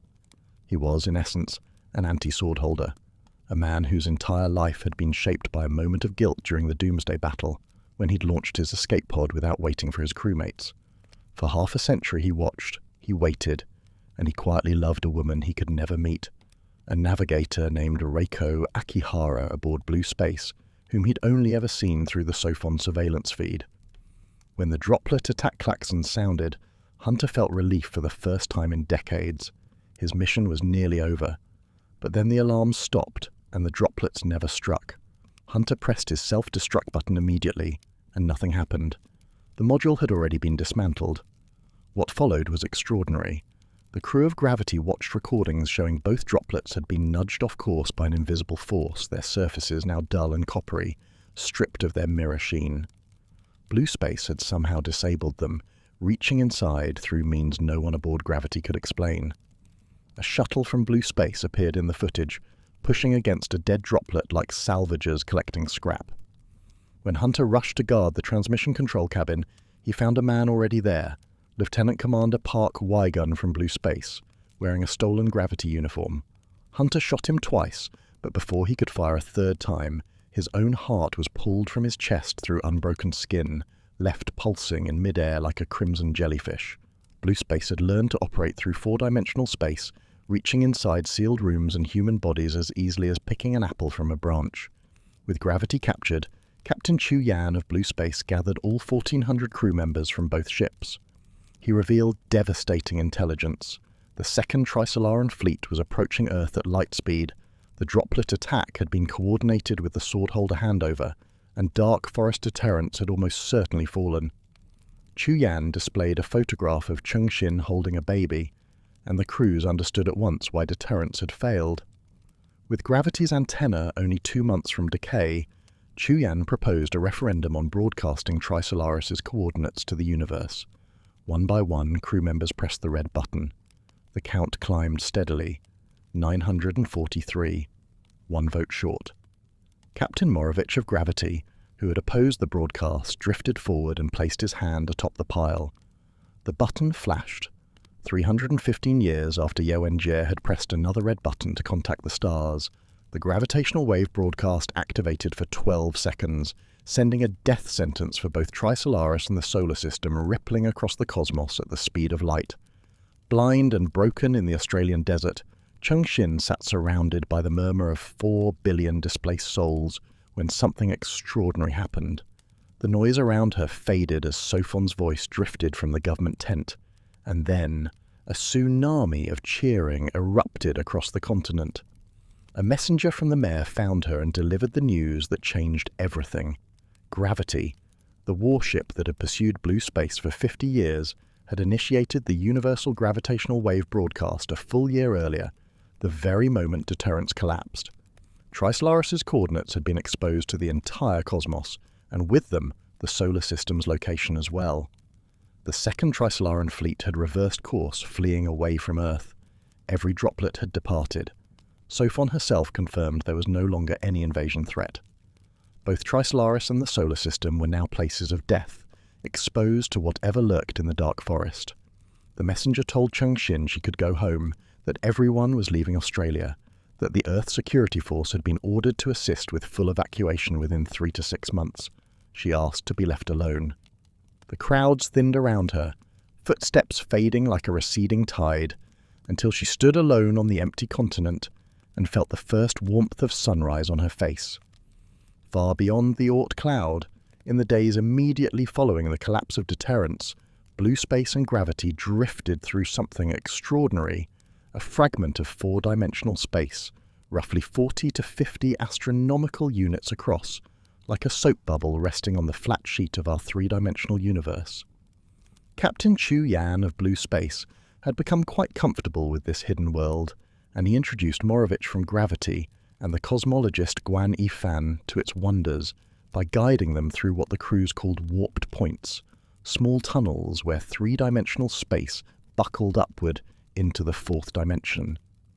When they stepped through, the effect was beyond anything language could properly capture. Imagine spending your entire life seeing only the edge of a painting, a single thin line, and then suddenly being lifted above it to see the whole image at once. That is what 4-dimensional space felt like. Nothing was hidden anymore. They could see every cabin aboard Blue Space simultaneously, every sealed container laid open, every drop of liquid flowing through every pipe, the fiery heart of the fusion reactor at the stern. They could see each other's bones, organs, the blood moving through chambers of the heart, even the structure of the lenses in each other's eyes, all visible in parallel without anything being rearranged. And beyond the ship, the stars surrounded them on every side, with no hull to block the view, and they felt what Guan would famously describe as high-dimensional spatial sense, a depth bound up in every point of space, leading him to declare that a bottomless abyss exists in every inch. But this fragment held more than wonder. Through telescopes extended into 4-dimensional space, the crews discovered a massive ring-shaped structure, perhaps 80 to 100 kilometers across, sealed and silent, clearly built by intelligent beings. It was surrounded by dozens of other artifacts, pyramids and crosses and strange polyhedra, all quiet, all apparently dead. Guan convinced the captains to let him lead a small team to investigate the ring, and what followed was remarkable. When they transmitted a simple sequence of prime numbers, the ring answered immediately, then rapidly decoded the entire Rosetta language database and began speaking in Chinese. It identified itself simply as a tomb, the remains of a dead civilization's ship. When asked about the other objects gathered nearby, the ring offered a haunting explanation. When the sea is drying, the fish have to gather into a puddle, and the puddle is also drying, and all the fish are going to disappear. It meant that 4-dimensional space itself was shrinking, collapsing into 3 dimensions like water falling over a cliff, and these ancient vessels had clustered together in one of the last remaining fragments of their native higher dimensional ocean. The ring confirmed the dark forest existed between civilizations sharing the same dimensions, warned the humans to leave before they became tombs themselves, and then fell silent forever. As micrometeoroid strikes intensified, threatening exposed ship systems that 4-dimensional space left utterly defenseless. The crews retreated. Over the following weeks they watched the fragment shrink, and when the ring finally crossed the boundary into 3-dimensional space, it decayed in a flash of light nearly 1 astronomical unit long, a luminous line stretching almost the distance from Earth to the Sun, before fading into a belt of dust that seemed to mirror the Milky Way behind it. Afterwards, the crews faced a choice about their future. A temporary council announced that anyone wishing to return to the solar system could board a hibernation ark, while the rest would continue into deep space. Only about 200 chose to go home.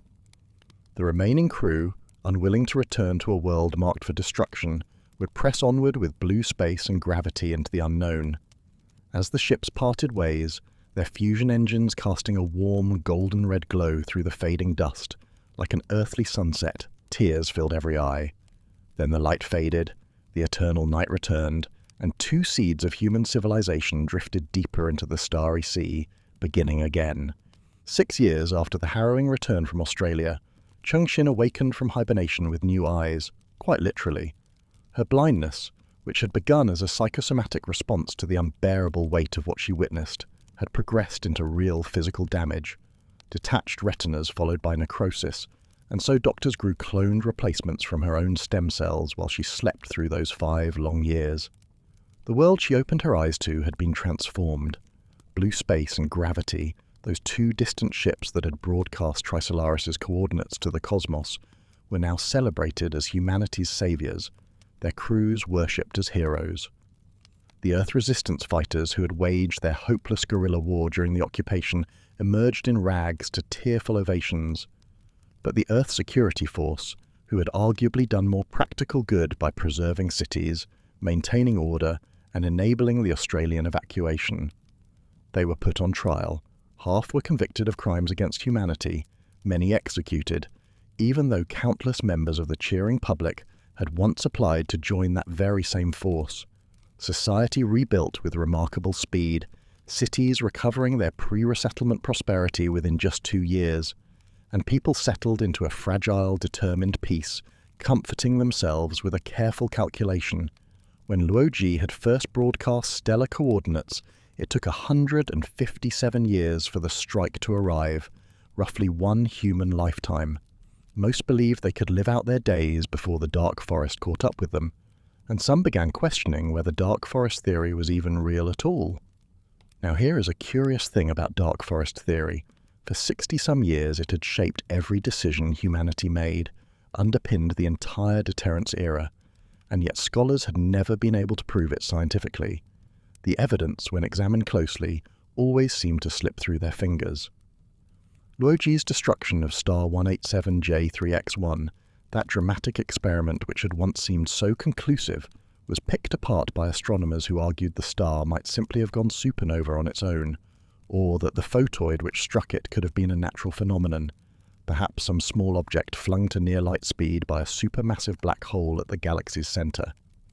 Even Trisolaris' submission to deterrence, the most compelling evidence of all, couldn't be called definitive proof, since humanity knew nothing of how the Trisolarans had arrived at their own belief in the theory. Some scholars proposed that the Trisolarans simply suffered from a mass persecution complex, born of their brutal evolutionary history, much like a medieval religious conviction, rather than a scientifically grounded conclusion. And the confirmation from the 4-dimensional ring was dismissed as ambiguous, perhaps just borrowed vocabulary from the Rosetta system, rather than genuine understanding. As the broadcast era began and no strike had yet arrived, more and more people found comfort in treating dark forest theory as nothing more than a shared delusion, a cosmic persecution fantasy that humanity could perhaps safely set aside. In the aftermath of it all, public anger settled not so much on Cheng Xin herself, but on the process that had chosen her as Swordholder. People debated endlessly who was truly responsible, though almost no one was willing to admit the uncomfortable truth, that it had been a collective decision, born of humanity's own desire for a gentle protector rather than a ruthless guardian. Cheng Xin was seen more as a victim than a villain, her suffering during the Great Resettlement earning her a measure of sympathy. But for Cheng Xin, that sympathy meant nothing. She sank into a depression so deep it seemed to fill every cell in her body, speaking to no one, ignoring even her growing company. Her one lifeline was Frace, the Aboriginal elder who had returned to Australia to live a primitive life in the woods near Warburton, calling her several times a day with quiet observations. "Child, the sun is rising here." "Child, the sunset is lovely here." These small fragments of peace sustained her. Then one night at 1:14 in the morning, Frace called with urgency in his voice, telling her to look at the sky. Cheng Xin stepped onto her balcony and watched a star flare to blinding white brightness. Brighter than the full moon, casting sharp shadows across the city. She recognized it instantly. It was the Star of Trisolaris. Over the next half hour it dimmed from white to red, and then went dark forever.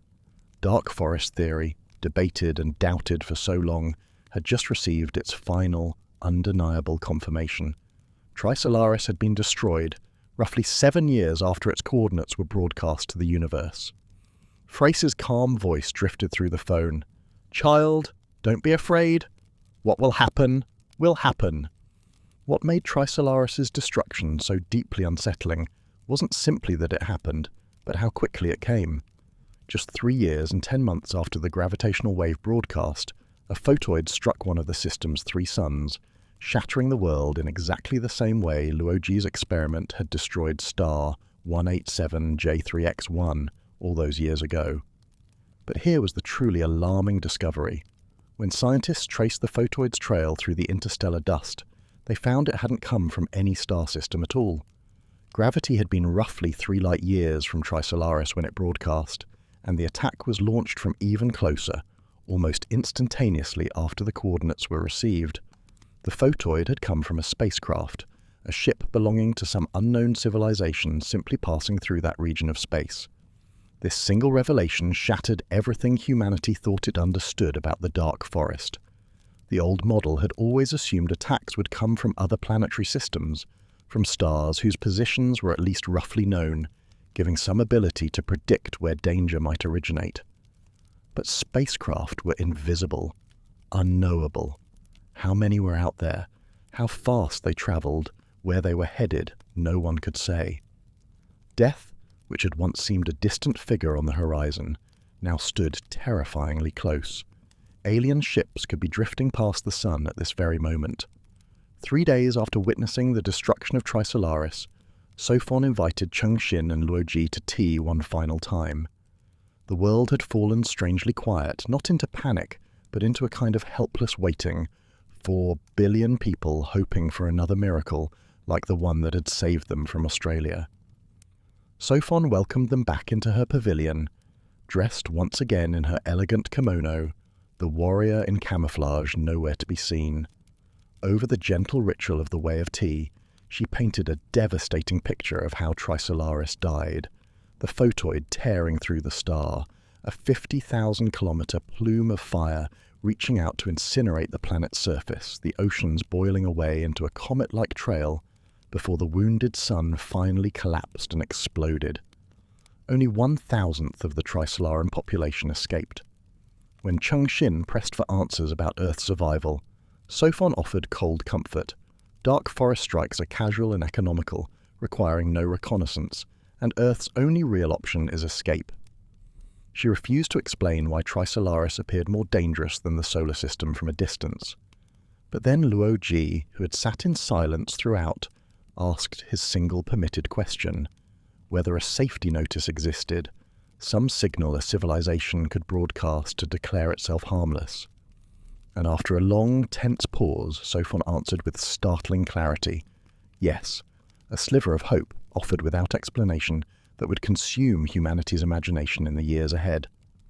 After Sophon's revelation that a safety notice existed, the whole of humanity turned its collective mind to a single question.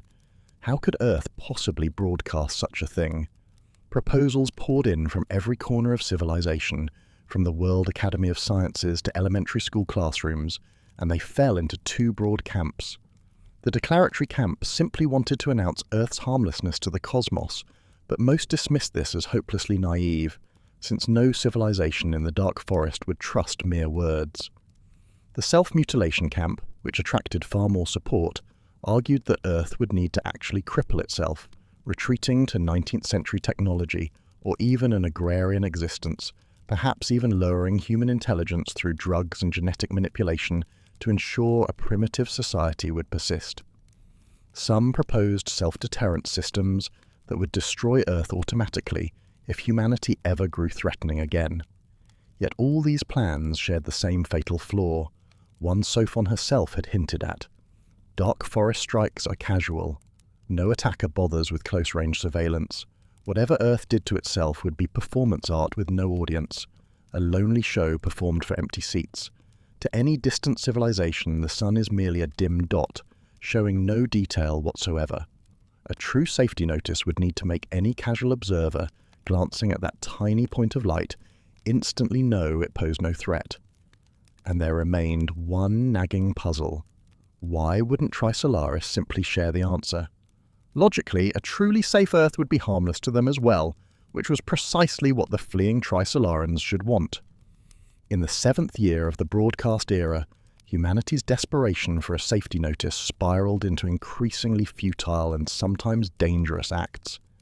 A European group tried to use the sun as an amplifier to broadcast a draft safety notice, nearly exposing Earth's location before police intervened. The Green Saviours, millions strong, attempted to build a model agrarian society in Australia, but modern human bodies, though agile and flexible, simply couldn't endure the grueling repetitive labour of farming, and their movement collapsed within a week. More darkly, anti-intellect terrorists tried to poison New York's water supply with neural suppressors to permanently lower human intelligence, though they hypocritically planned to keep their own minds intact. Religion surged as people reinterpreted humanity's 2 miraculous escapes as divine intervention, and a vast glowing cross was built in orbit, 40 kilometers long, where tens of thousands drifted in worship among vacuum-burning candles. The Trisolarans themselves became objects of prayer, with enormous pilgrimages gathering beneath Sophon's floating home, and Cheng Xin was reimagined as a Saint Mary figure, her love for humanity elevated into something sacred. This cult status drove Cheng Xin to the very edge, a hibernation capsule in her hand, ready to end her life, but a simple phone call from Frace describing kangaroos in the moonlight pulled her back. And then came Sophon's final visit, a silent tea ceremony, heavy with farewell, until Sophon delivered one last, stunning message. Yun Tianming wants to see you. This quiet passage looks back across the centuries to the staircase program, that desperate, almost forgotten venture from the earliest days of the Crisis Era.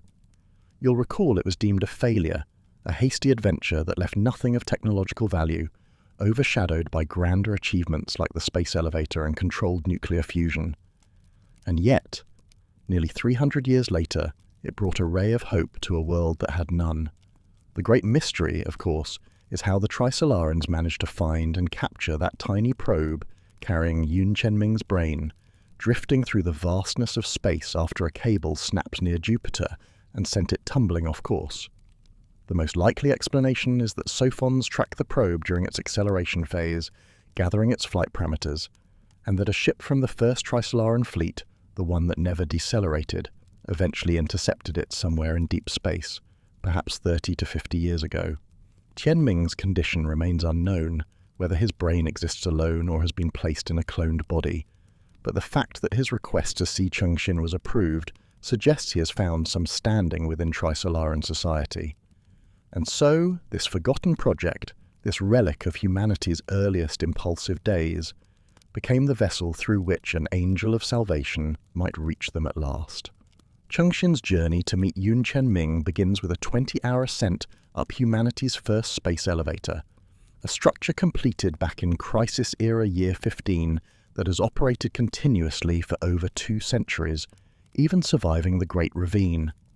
As she rises through the terminal station's 8 concentric rings, each one built in a different era, she passes through layers of human history, from the grim militaristic posters of the Great Ravine to the hedonistic elegance of the Deterrence Era, until she reaches the outermost ring where life feels almost like a surface city at full gravity. From there, she boards a small spherical dinghy for the real journey, a flight of 1.5 million kilometers to the Sun-Earth Lagrangian point where the Trisolarans have arranged the meeting. But before she departs, the fleet chief shows her something chilling.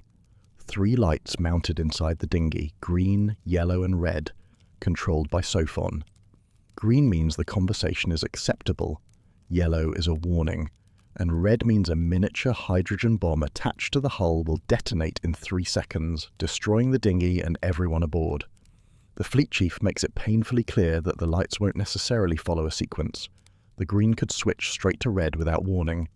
He urges Cheng Xin to stick to personal matters only, reminding her that if she doesn't return, Earth gets nothing at all. But Cheng Xin quietly tells him that if she follows those rules completely, Earth still gets nothing, and that isn't what she wants. After 6 hours of flight, Cheng Xin arrives at the Lagrangian point, and a Sophon unfolds before her dinghy into a reflective sphere that becomes translucent, then resolves into a crystal-clear image from several light-years away. What she sees is nothing she expected. A small golden wheat field growing in black, star-flecked soil beneath a chaotic tangle of pipes, some glowing like incandescent filaments, providing light from what appears to be the ship's engine cooling system. And walking toward her through the wheat, pulling off an ear of grain and tossing kernels into his mouth, is Tianming. He looks young, tanned, healthy, a man utterly transformed from the gaunt, dying patient she last saw 3 centuries ago. He greets her with pure, natural joy, like a farm boy welcoming a friend home. The green light comes on. They begin to talk carefully, but each attempt to exchange meaningful information triggers the yellow warning light. Tianming confirms several crucial details before being silenced. The seeds Cheng Xin sent with the staircase probe survived and have been growing for generations. The glowing pipes overhead are indeed connected to the ship's engines, and most importantly, he has been watching her life unfold through the Sophons all along, through her time as Swordholder, through Australia, through everything. When direct intelligence exchange proves impossible, Tianming makes his brilliant pivot. He asks Cheng Xin whether she remembers the stories they told each other as children, stories they never actually shared, since their supposed childhood friendship is a fiction he constructed to protect this very moment. Cheng Xin catches on instantly and plays along, asking him to tell her the stories she supposedly made up. And so Tianming spends the remaining hour telling 3 interconnected fairy tales: the New Royal Painter, the Glutton's Sea, and Prince Deepwater, each one carefully crafted to encode hidden intelligence about Trisolaran technology beneath layers of innocent storytelling. When the countdown reaches 0 and the image vanishes, Cheng Xin endures an agonizing wait as the Trisolarans review the conversation. The red light never comes on. She survives. On her return to the terminal station, officials guide her into a tiny, Sophon-shielded room, humanity's first space free from alien surveillance, where she spends over 6 hours recording every word, every detail, every nuance of Tianming's stories. These fairy tales, delivered so gently across the light years, will prove to contain some of the most important intelligence humanity has ever received. And as Sophon announces the withdrawal of all Sophons from the solar system, the 2 civilizations stand on the verge of becoming strangers once more. With the fairy tales now safely recorded, humanity's most sensitive intelligence operation begins. The Intelligence Decipherment Committee gathers in a Sophon-free room, a cramped metallic chamber with electrified walls where no electronics function and everyone wears high-voltage protective suits, looking rather like factory workers at a pre-shift meeting. The secrecy is absolute, because if the fairy tales were made public, the entire world would rush to decipher them, and the Trisolarans would realize their meaning, putting Tianming in mortal danger.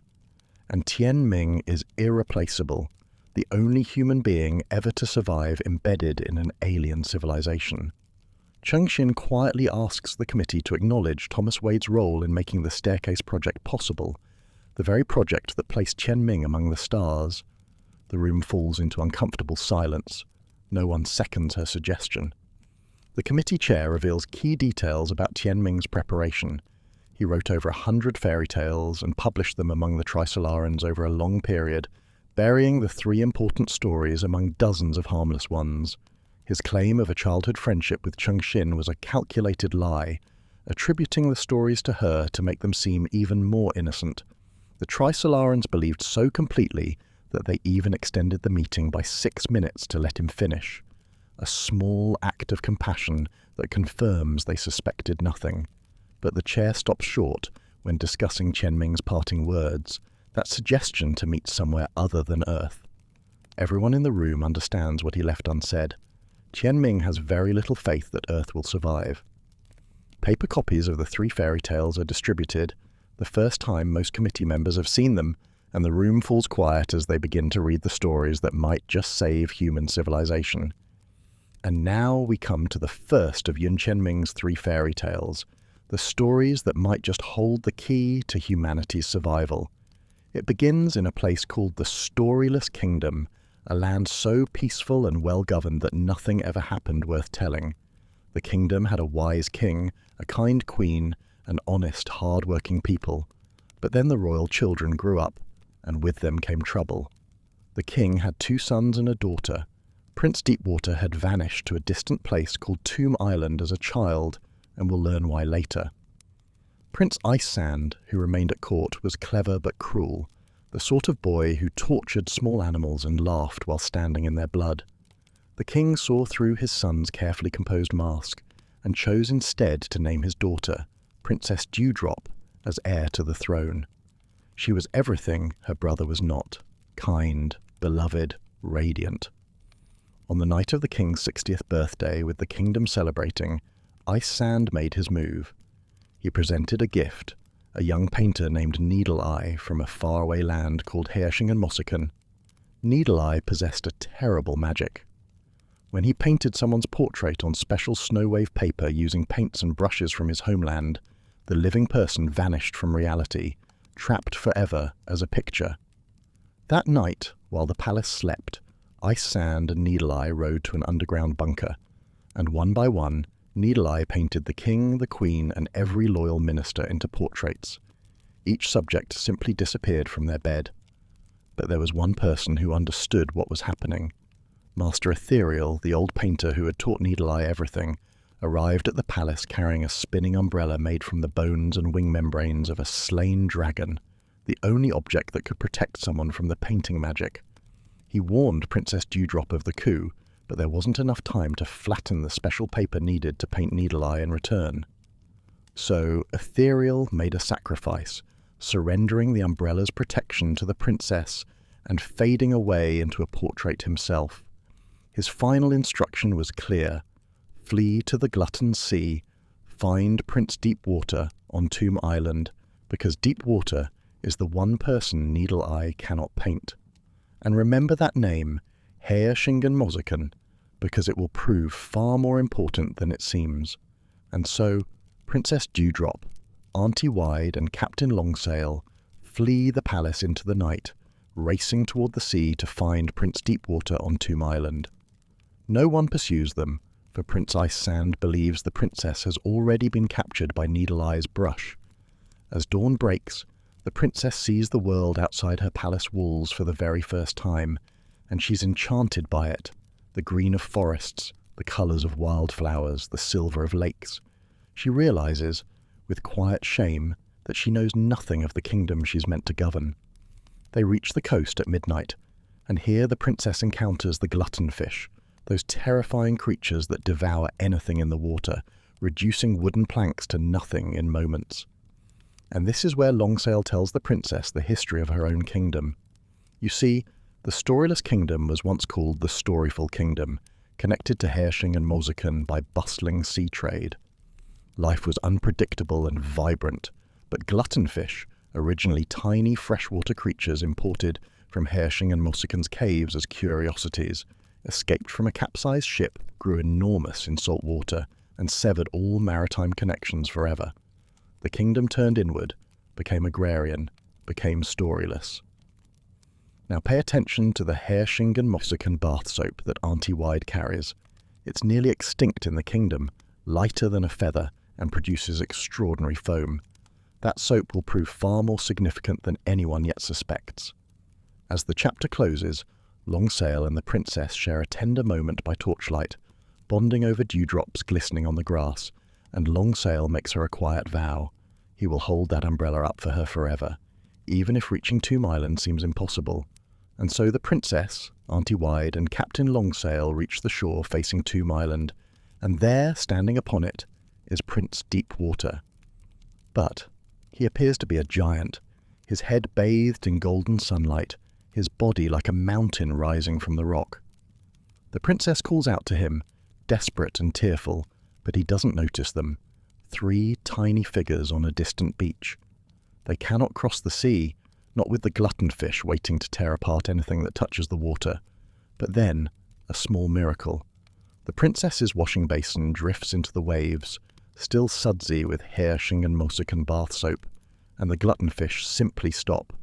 They float to the surface, lazy and content, utterly pacified by the foam. Longsail sees the answer immediately. They find a small boat, skewer a bar of soap on his sword, and the princess dips it into the sea as they push off from shore. A trail of white foam spreads behind them like a fallen cloud, and every gluttonfish that swims into it becomes docile and dreamy. For the first time in 20 years, someone crosses the Glutton Sea. And here's the crucial detail, the thing that makes deep water so remarkable.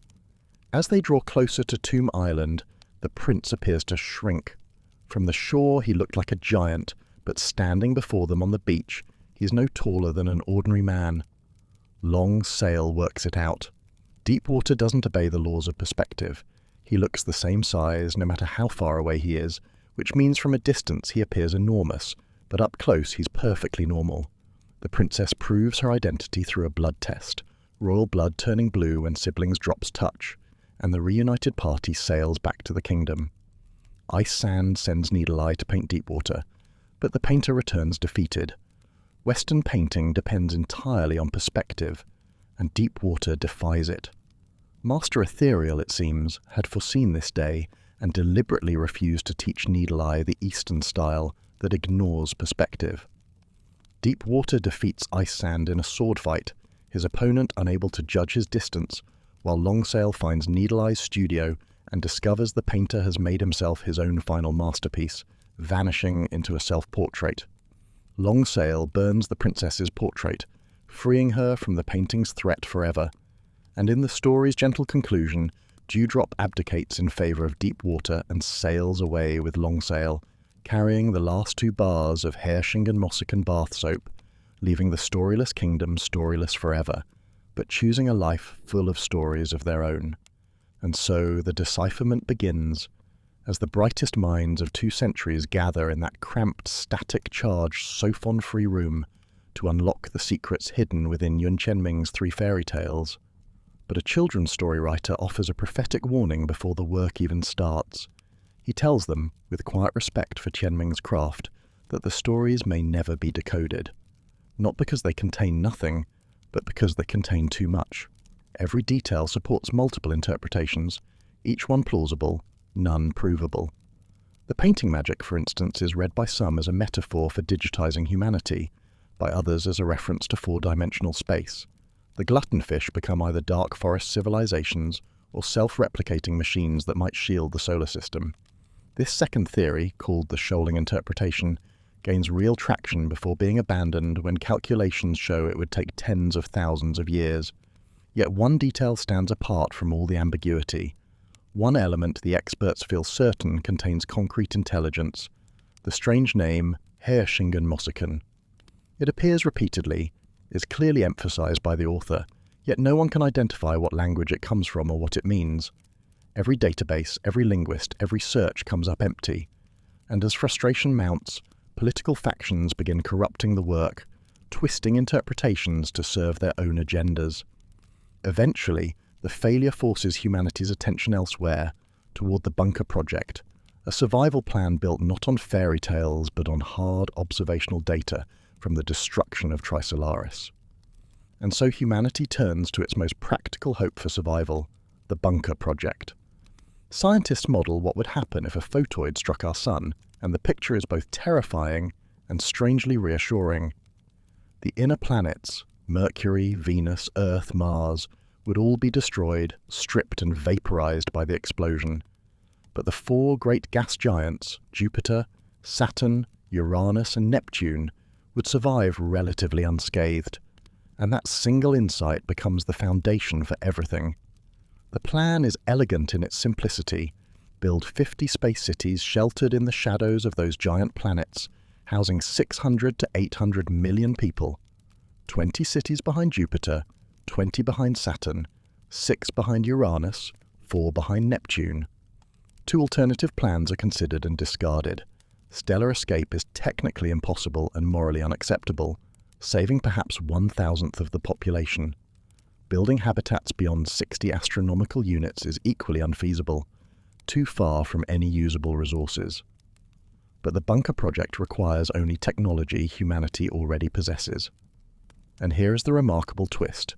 After the sun's destruction, conditions would actually improve. The scattered solar material would form a nebula rich in fusion fuel, easily collected, enormously efficient. Europa's vast ocean alone could supply water for 1,000 cities. The post-strike solar system could comfortably support over 10 billion people, leaving civilization room not merely to survive, but to grow. While the world poured its energy into the bunker project, the work of deciphering Yun Qianming's fairy tales quietly stalled. The Intelligence Decipherment Committee had grown weary, and rather than searching for genuine strategic secrets, people began reading the stories as confirmation of what they already believed, treating Tianming's tales almost like scripture, finding comfort rather than truth. Then one afternoon, A.A. arrived at Cheng Xin's home with an odd request. She wanted a bar of bath soap. Real soap hadn't existed for over a century, so the two women tracked one down in a city museum, a pristine white bar still faintly fragrant after 200 years. Back home, A.A. folded a little paper boat, tucked a sliver of soap into its stern, and set it floating in a bathtub full of still water. The boat glided forward on its own, propelled as the dissolving soap lowered the surface tension behind it, while the unchanged water ahead pulled it along. In that quiet moment, a bolt of understanding struck Cheng Xin.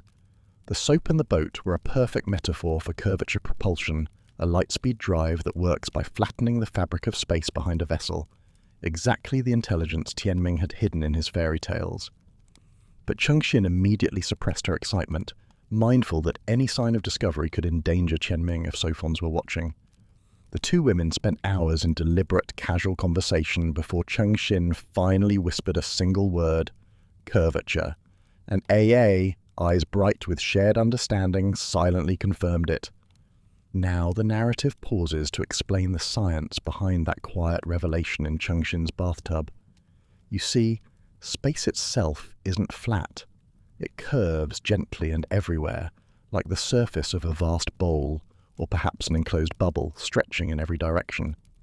During the Common Era, dreamers once proposed folding that curved fabric entirely, bending space like a sheet of paper so that 2 points millions of light years apart might touch, pulling your destination to you rather than travelling to it. A beautiful idea, but one that perhaps not even God could accomplish. In time, a more modest concept emerged, one that worked with space's natural curvature rather than against it.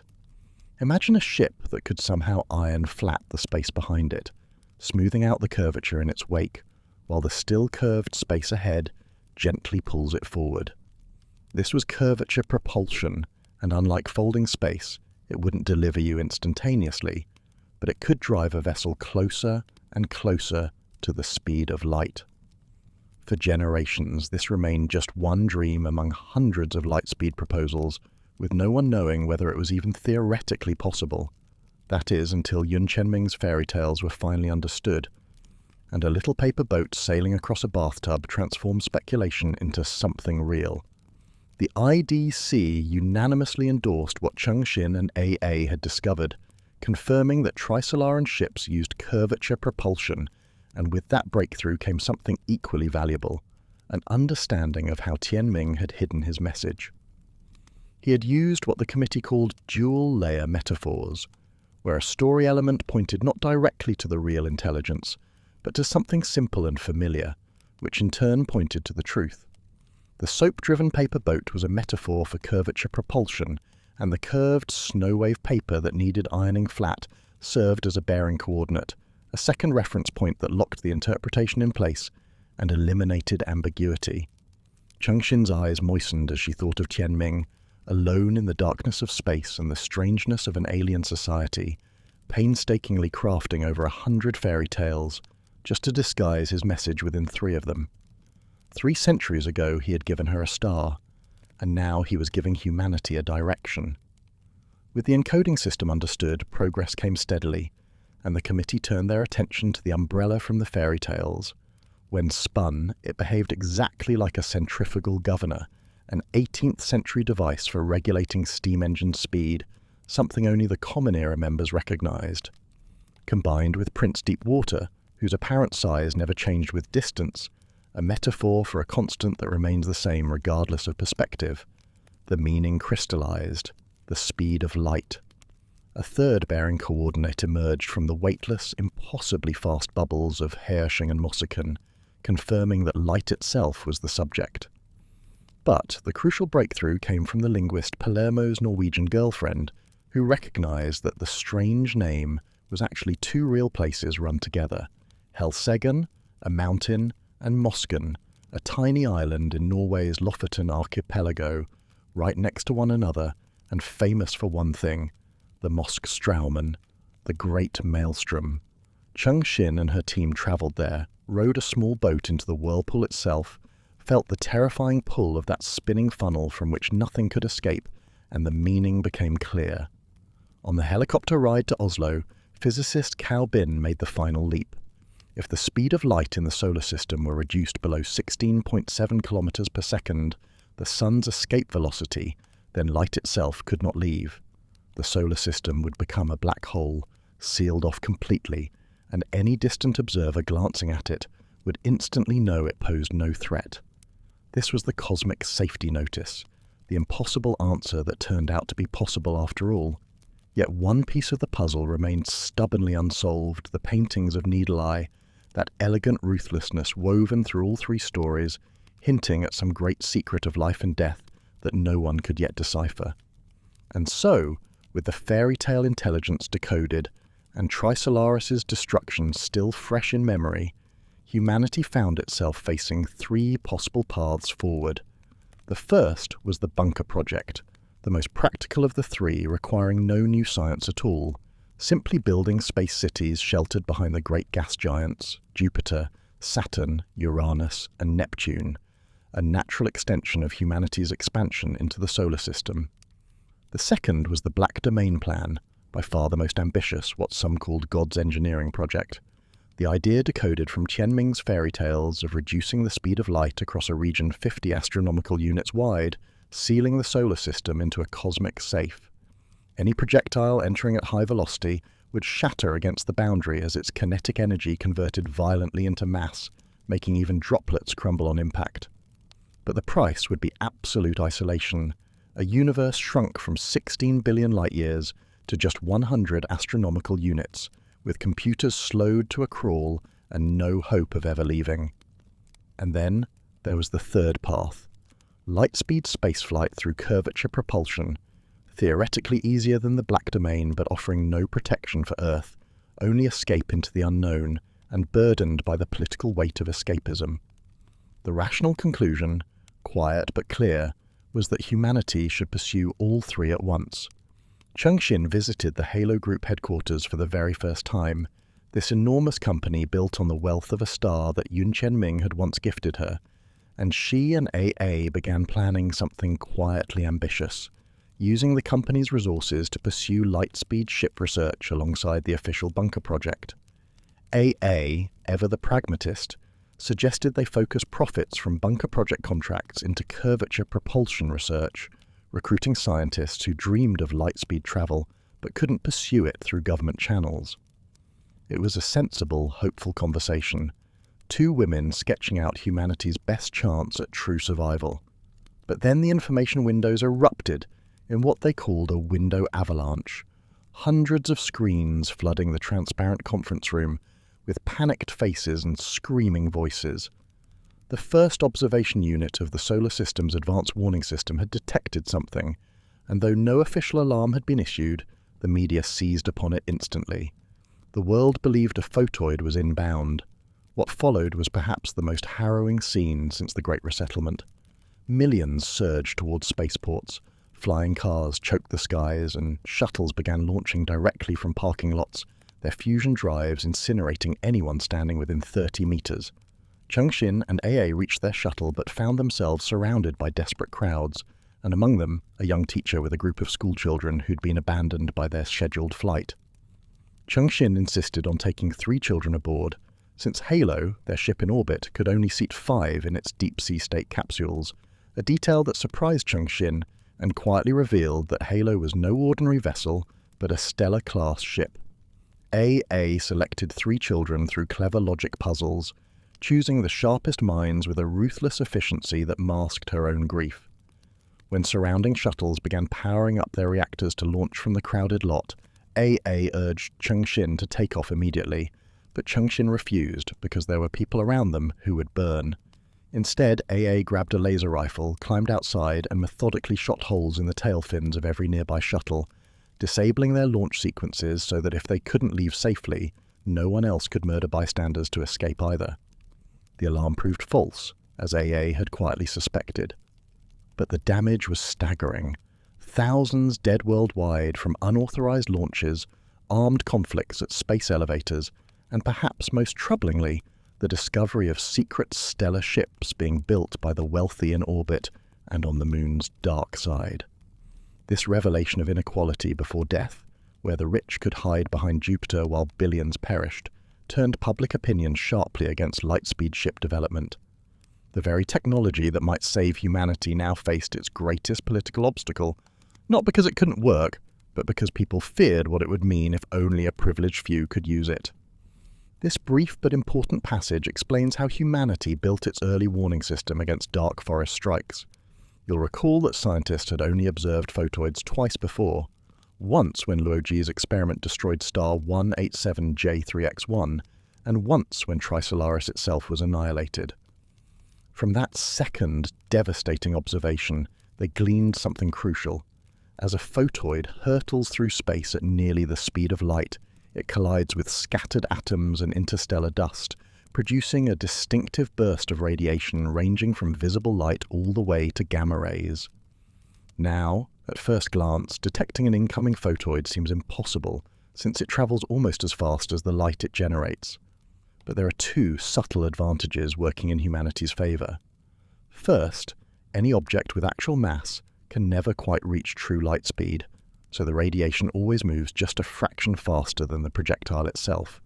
Second, a photoid's path curves slightly under the gravitational pull of nearby celestial bodies, making its journey longer than the straight line its radiation travels.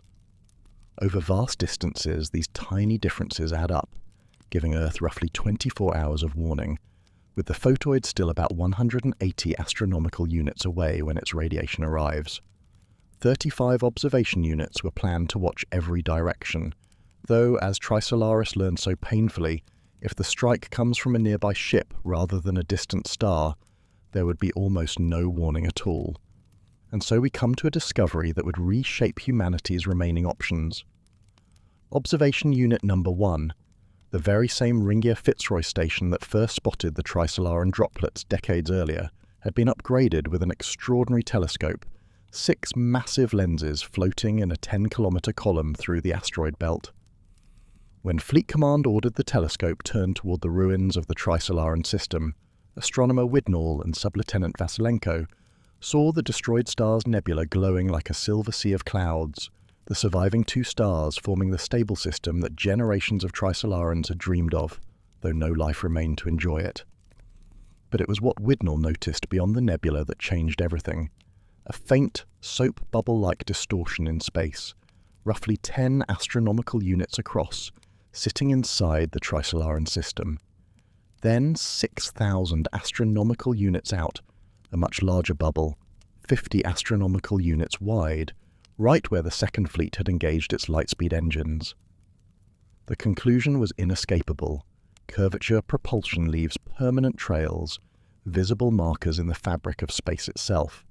This explained Sophon's cryptic remark that Trisolaris appeared more dangerous from a distance.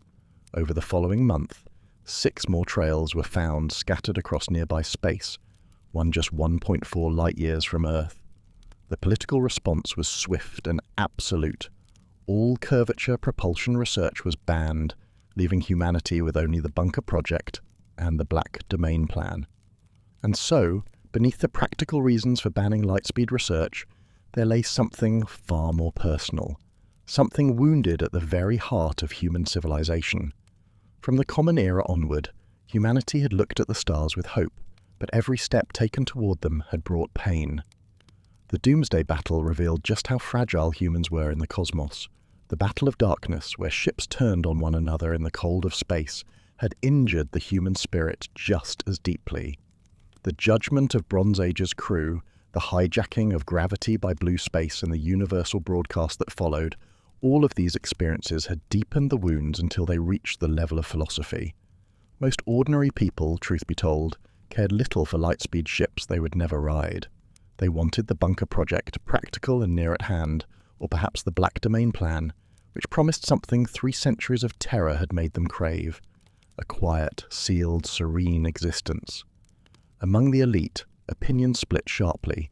Expansionists believed only outward-facing civilizations could survive, viewing the Black Domain as a self-dug grave. Their opponents feared that space would distort humanity itself, citing Schneider's chilling words from the Bronze Age trial. When humans are lost in space, it takes only 5 minutes to reach totalitarianism. And so the child that was human civilization, having opened the door and glimpsed the endless night beyond, shuddered against that vast and profound darkness, and firmly shut the door. Cheng Xin returned to the Lagrangian point, this time as a volunteer for the bunker project simulation test. A massive hydrogen bomb, wrapped in a shell to mimic solar material, would play the role of an exploding sun, while asteroid fragments stood in for the planets.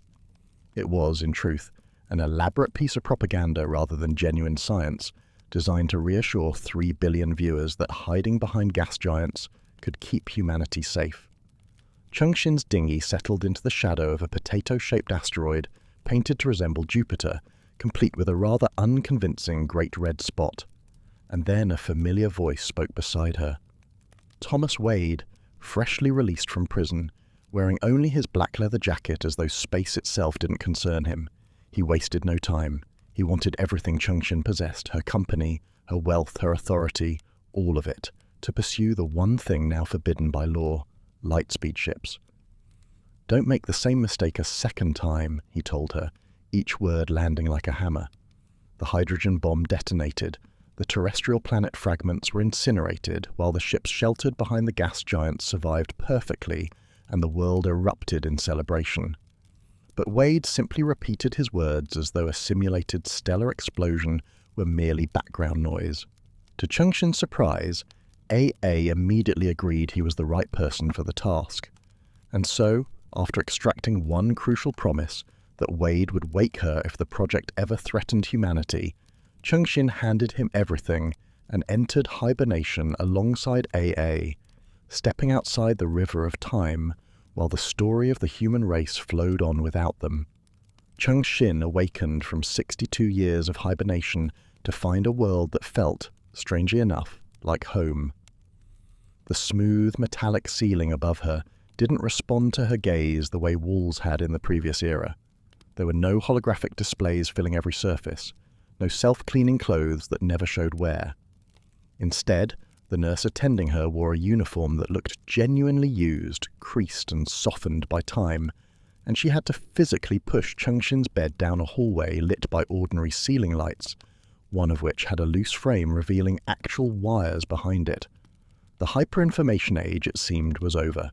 The people walking past wore simple work clothes, and many of the men looked like men again, not the feminized figures of the Deterrence Era, but sturdy, tired faces that reminded her of her own century. This was a society where people worked for a living. No one paid her any special attention, a sharp contrast to her previous awakenings when she'd been treated as someone of enormous consequence. Here, hibernation was routine. The next morning, Cao Bin arrived. The physicist who had once been the youngest Swordholder candidate, now visibly aged, though not by the full 62 years. Thomas Wade had sent him. When Cheng Xin asked about the curvature propulsion project, Cao Bin deflected, wanting first to show her this new world so she could make an informed decision about whatever lay ahead. And what a world it turned out to be. Standing on a balcony, Cheng Xin initially saw only monotonous rectangular buildings stretching to the horizon, metallic and utilitarian, like aluminium lunchboxes from her childhood. But then the clouds parted, and she saw ground above her, another city hanging in the sky. She was living inside a spinning cylinder, Space City Asia 1, hiding in Jupiter's shadow. They rode a crowded bus through streets lined with broadleaf trees and advertising billboards, past schools and parks and people having wonderfully ordinary conversations about vegetable prices, office politics, and whether that fish was fresh enough to steam. Cheng Xin drank it all in like water after a long drought. This was the feeling she'd been searching for ever since first awakening centuries ago. At the city's northern wall, she rode an elevator to the weightless central axis, where 3 artificial suns dimmed to silver moonlight and the entire cylindrical world spread around her like a brilliant carpet of lights. She thought of her parents' apartment, imagined a gentle light behind blue curtains, and wept. Over 3 days, Cal Bin showed her the bunker world's variety. North America 1, a sphere of 20 million people with a ring ocean at its equator, where Europa's cold, clear water reflected light onto skyscrapers. Luxurious Europe 4 with its miniature suns and yacht parties. And then Pacific 1, the anarchic antithesis, a non-spinning sphere in permanent weightlessness and darkness, where 6 million unemployed souls drifted among floating shacks, drinking alcohol from hovering spheres and trading warship debris in zero-gravity markets. Cheng Xin bought a box of supposedly antique Havana cigars from a young boy there, a detail worth remembering. In total, 64 large space cities and nearly 100 smaller ones sheltered 900 million people behind 4 gas giants, the near entirety of the human race huddled at the solar system's rim. Earth held only 5 million stubborn souls living like kings among resurgent forests. And as their tiny dinghy drifted at the edge of the Jovian cluster, these cities looked so small against Jupiter's immense dark face, like shacks at the foot of a cliff with faint candlelight spilling from their windows, the only warmth in all that endless cold. Whatever Wade had summoned Cheng Xin to decide, it would be decided here, in this fragile constellation of human persistence. On their way to Halo City, Cheng Xin and Cal Bin passed by Lightspeed 2, an abandoned space city that once served as a research center for the Black Domain Plan, humanity's attempt to lower the speed of light and seal the solar system into a cosmic safe. The city was a ruin, cracked open and lifeless, drifting without spin near the edge of Jupiter's shadow. Cal Bin reluctantly agreed to take them inside, and when he switched off the searchlights, a faint blue flickering emerged from the darkness, the glow of space dust falling into a microscopic black hole suspended at the city's center. This black hole had once been Leda, Jupiter's smallest moon, consumed from within after scientists injected it with a tiny black hole from the circumsolar particle accelerator.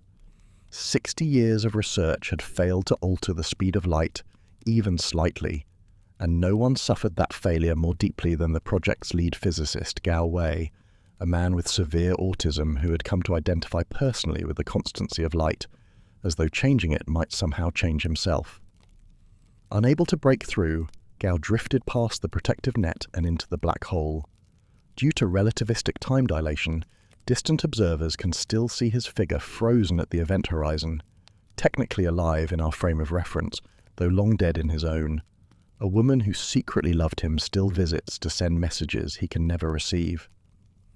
Cheng Xin stared at that blinking blue light for a long while, then quietly told Cal Bin it was time to move on to Halo City. When Cheng Xin and Cal Bin finally reached Halo City, they found it surrounded by more than 20 Stellar-class warships, the bulk of the Federation fleet enforcing a blockade that had lasted 2 weeks. A special envoy named Blair docked with their small craft, and with careful politeness asked Cheng Xin to use her influence to end what he called Halo City's deranged resistance.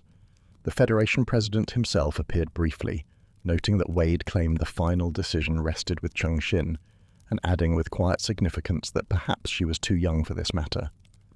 On the way in, Cal Bin showed her one of the 3,200 coils that made up the circumsolar particle accelerator, each one spaced 1.5 million kilometers apart in a vast ring around the Sun.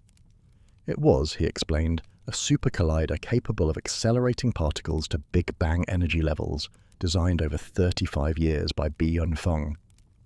Halo City itself was built along a wheel plan, more functional than grand, and inside it felt like a university campus, with white science buildings and blue engineering buildings nestled among lawns and trees, researchers lounging by a fountain as though the siege didn't concern them at all. Wade was waiting on the grass outside a laboratory. He was 110 years old now, white-haired, one sleeve still empty, his back slightly bent, but his eyes held the same unyielding core they always had, like rock revealed after ice has melted away. Inside a sophon-free room, He showed Cheng Xin a machine resembling a miniature tokamak with a glass dome over a tiny metallic platform. He cut a sliver of her hair, placed it on the platform, and activated the device. The hair moved 2 centimeters across a red line, and Cheng Xin hadn't even seen it happen. It was curvature propulsion, Wade told her quietly, and Bi Yunfeng added that with continued acceleration, that hair would reach light speed within 10 meters. But this was not all Wade had to show her. He called in his city self-defense force, roughly 100 men in black space camouflage, carrying rifles of ancient design loaded with something terrifyingly modern. Antimatter bullets, 15,000 of them, each one capable of destroying a stellar-class warship. He had agents with handguns hidden in other space cities throughout the bunker world. Cheng Xin's blood went cold. She saw instantly what this meant. A single antimatter round fired inside a fragile space city would incinerate millions. She remembered Wade pointing a gun at her 133 years ago, remembered holding that baby outside the UN headquarters, and she felt the same desperate need to protect life above all else. She exercised her authority and ordered immediate, unconditional disarmament. The soldiers stared at her with burning eyes, one passionately declaring they were fighting for humanity's freedom, for the entire universe beyond the solar system. But Wade, honoring the promise he had made 60 years earlier, told his men to stand down. One by one they laid their golden bandoliers on the platform like surrendered snakes. Wade blew Cheng Xin's hair from the curvature drive, smiled faintly, and said he'd kept his word. Within days, the Federation arrested him, and over 300 others. At his trial, Wade was convicted of crimes against humanity and sentenced to death. Cheng Xin visited him one last time, passing him a box of cigars through the barrier. He took 3 and pushed the rest back, saying he wouldn't need them. When she asked if he had anything to say to her, his only words were "thank you for the cigars." 3 days later, a laser vaporized Thomas Wade in 1/10,000th of a second. Cheng Xin and AA wandered a nearly empty Earth, visited Fraser's grave, stood again on Moscan Island, hearing the maelstroms rumble over an empty sea, then returned to hibernation for 200 years, hoping to wake in a world that had survived the Dark Forest strike and found peace on the other side. Now the story shifts to something quite unlike anything we've encountered before, a perspective from the other side of the Dark Forest. Somewhere in the Orion arm of the Milky Way, an alien called Singer sits aboard a vessel he calls a seed, doing what he considers rather mundane work. Reviewing coordinates broadcast across the cosmos and deciding which worlds to destroy. He sings old songs from a happier time as he works, songs about love and solidified time, because joy has grown scarce since his homeworld began warring with something called the Fringe World. Singer's skill lies in intuition, in feeling whether a set of coordinates is sincere, whether the broadcaster was truly terrified enough to be telling the truth. He finds Trisolaris' coordinates already cleansed, notes the curvature propulsion trail nearby that marked it as dangerous, and then traces 3 primitive radio communications between Trisolaris and Earth. He pieces together the story we've been following from the outside, the clumsy star-plucking broadcasts, the coordinate exchange, the gravitational wave signal. He calls humanity the star-pluckers, and what troubles him is that they appear to lack the hiding gene entirely. A mass dot won't suffice here, he decides, because the solar system's gas giants create blind corners where something might survive. So he requests a dual-vector foil, a weapon he admires for its quiet elegance, and the Elder grants it without hesitation. Then, still singing his ancient song, Singer picks up the foil with a force field and casually tosses it toward Earth. Cheng Xin and AA awaken from hibernation once more, floating weightless in a white spherical chamber aboard a new ship called Halo. Through the porthole, Jupiter fills the view, its raging cloud bands glowing golden in the sunlight, and against that enormous backdrop drifts a combined space city formed from 8 cities docked together. Old Cao Bin appears on screen, now 112 years old, white-haired and weary. He tells them 56 years have passed. It is now year 67 of the bunker era. The Jupiter cluster has grown to 52 large cities, most combined into great structures orbiting Jupiter as the satellites, rather than hiding in its shadow, because a refined warning system now gives them time to move. But Cheng Xin notices something deeply wrong. The cities haven't moved into Jupiter's shadow. The people in the control center behind Cao Bin sit motionless, eyes dull, a cup of spilled blue liquid ignored on someone's trousers, a soldier quietly embracing a weeping woman. It's the same atmosphere of numb despair she remembers from the very earliest days of the Trisolar Crisis, 4 centuries ago. When AA asks why they aren't sheltering behind Jupiter, Cao Bin answers simply, "The bunker is useless." There is no photoid this time. What they've found instead is something far worse, something he calls with a wretched laugh, a slip of paper. A year before Cheng Xin awakened aboard the Halo, something extraordinary happened at the edge of the solar system. The Advanced Warning System detected an alien spaceship sweeping past the Oort cloud at nearly the speed of light, passing just 1.3 light-years from the Sun.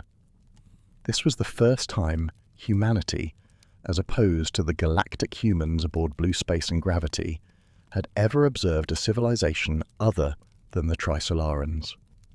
The Federation government, having learned from 3 previous false alarms, kept this discovery secret. Fewer than 1,000 people in the entire bunker world knew, and during those few days when the ship was closest, these souls lived in absolute terror, whispering to one another, refusing to use radios, behaving like a school of fish hiding at the bottom of a pond while a trawler passed overhead. The alien ship did not fire a photoid at the Sun, but it did launch something else, a small projectile travelling at light speed that was completely invisible to electromagnetic detection. The only reason they found it at all was through the weak gravitational waves it continuously emitted.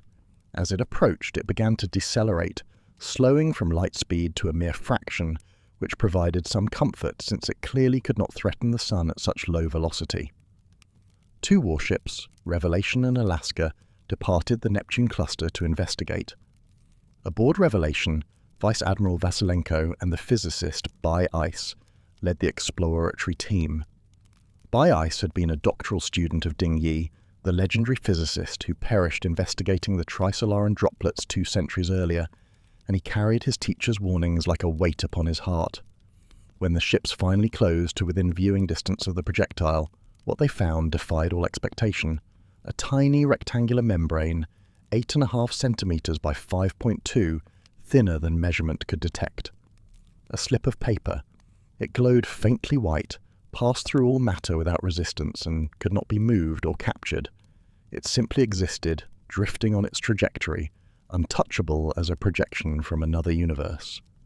They maneuvered Revelation around it, bringing it inside the ship for study, but learned almost nothing.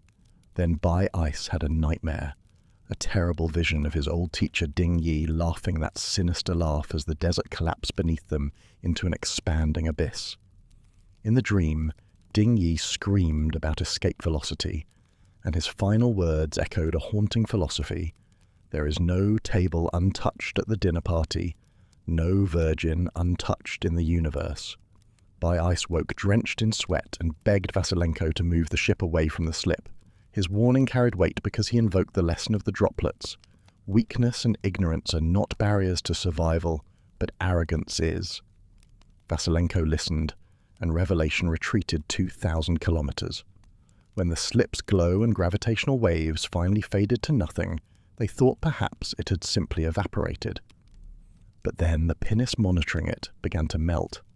Its hull spread across an invisible plane like ice cream on a hot surface, and one crewman who tried to escape touched the plane and was flattened into a shimmering 2-dimensional image, every bone and blood vessel laid open with infinite detail. Bai Ice understood at once. The slip had been 2-dimensional space, wrapped in a protective force field that had now dissolved, allowing 3-dimensional space to collapse into 2 dimensions, just as 4-dimensional space had once fallen into 3. He calculated the escape velocity 4 separate times and announced his verdict to both ships with quiet certainty: light speed. No one in the solar system could escape. In those final moments, Bai Ice recognized what Tianming had tried to warn them about through his fairy tales, the paintings of Needle Eye that flattened living people into images. It had been so obvious, yet humanity had failed to understand. Revelation fell into the plane, its crew holding hands, becoming the first figures painted into the grand portrait of annihilation. Cheng Xin's first instinct, upon learning that the solar system would be flattened into 2 dimensions within 8 to 10 days, was to return to Earth to let the falling leaf return to its root.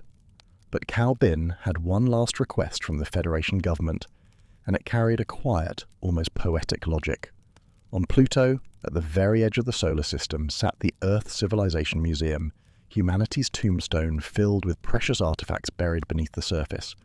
The concern was that when Pluto fell into the 2-dimensional plane, those artifacts would be crushed and jumbled together with layers of rock, their structures lost forever. If Cheng Xin could carry some of them into open space aboard Halo and scatter them, each piece would fall into 2 dimensions separately, its form preserved in perfect detail for any future civilization that might develop the technology to read a flattened image.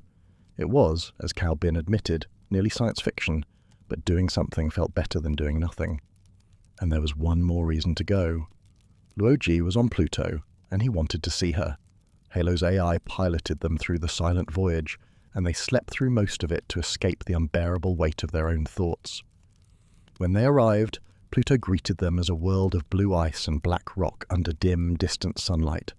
Enormous white letters sprawled across the surface spelling out Earth civilization, each character large enough to contain a city. They landed and made their way to a black monolith, the entrance to the underground complex, where every detail had been designed not for human visitors, but for unknown discoverers in the far future. Hand-operated wheels instead of electronic doors, wordless pictographic instructions, lamps shaped like hands holding torches that could burn for 100,000 years. Deep inside, they found Luo Ji, nearly 200 years old now, white-haired and leaning on a cane. But his spirit returned to the playful, talkative man he had been 4 centuries ago, before he ever became a wool-facer. He led them through the great cavern that formed humanity's true monument, and here Cheng Xin encountered perhaps the most humbling revelation of all. After exhaustive research into every advanced storage technology, scientists had concluded that the only method capable of preserving information for 100 million years was carving words into stone. The walls were covered with humanity's story, from hieroglyphs and ancient Chinese poetry in Great Seal script to classical Greek philosophy, all carved into metal-infused rock and lit by those dim, eternal lamps. Luo Ji spoke of it not as a museum, but as a tombstone, because a museum is built for visitors, and a tombstone is built for the builders. In the artifact halls, Cheng Xin and AA began removing paintings from their frames to carry aboard Halo, including Van Gogh's Starry Night, which Cheng Xin remembered seeing in New York 4 centuries earlier. Luo Ji asked to keep just one painting for himself, the Mona Lisa. He sat beside it, his ancient eyes glistening, and in that underground tomb lit by lamps that would outlast everything humanity had ever built, her mysterious smile seemed to hold every meaning and none at all, like the approaching end itself. Cheng Xin and AA carried their first batch of rescued artifacts to Pluto's surface, bronze vessels and ancient books and frameless paintings, and when they stepped through the airlock they discovered something extraordinary overhead. 2 enormous glowing ovals hung in the sky like a pair of giant eyes staring down at them. Neptune and Saturn had already been flattened into 2 dimensions, their structures laid bare as concentric rings, like the cross-section of a freshly felled tree. Neptune showed 3 distinct bands, its blue hydrogen-helium atmosphere on the outside, a white ammonia ocean beneath, and a dark rocky core at the centre, while Saturn displayed a similar pattern ringed by the faint circle of its famous rings now pressed perfectly flat. In the eerie light of these transformed worlds, Cheng Xin and AA loaded the artifacts aboard Halo, that sleek yacht whose hull AA suspected was built from strong interaction materials, and they asked the ship's AI for news. What flooded in was overwhelming, hundreds of information windows cascading like an avalanche, most showing shaky, blurred footage from panicking cities, though a few displayed gorgeous flowing colours from the 2-dimensional universe itself. The AI filtered to show them Europe 6, a football-shaped space city in the Neptune cluster where 6 million people had lived. Its fusion suns had gone cold, casting only pale silver light. The city had stopped spinning and everything floated weightless, vehicles and buildings and people drifting through the air.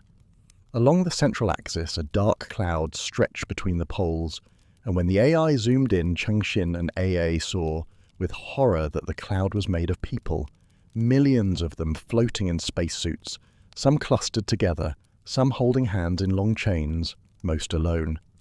Half the population had already fled on whatever vessels they could find, but the 3 million who remained understood that escape was hopeless.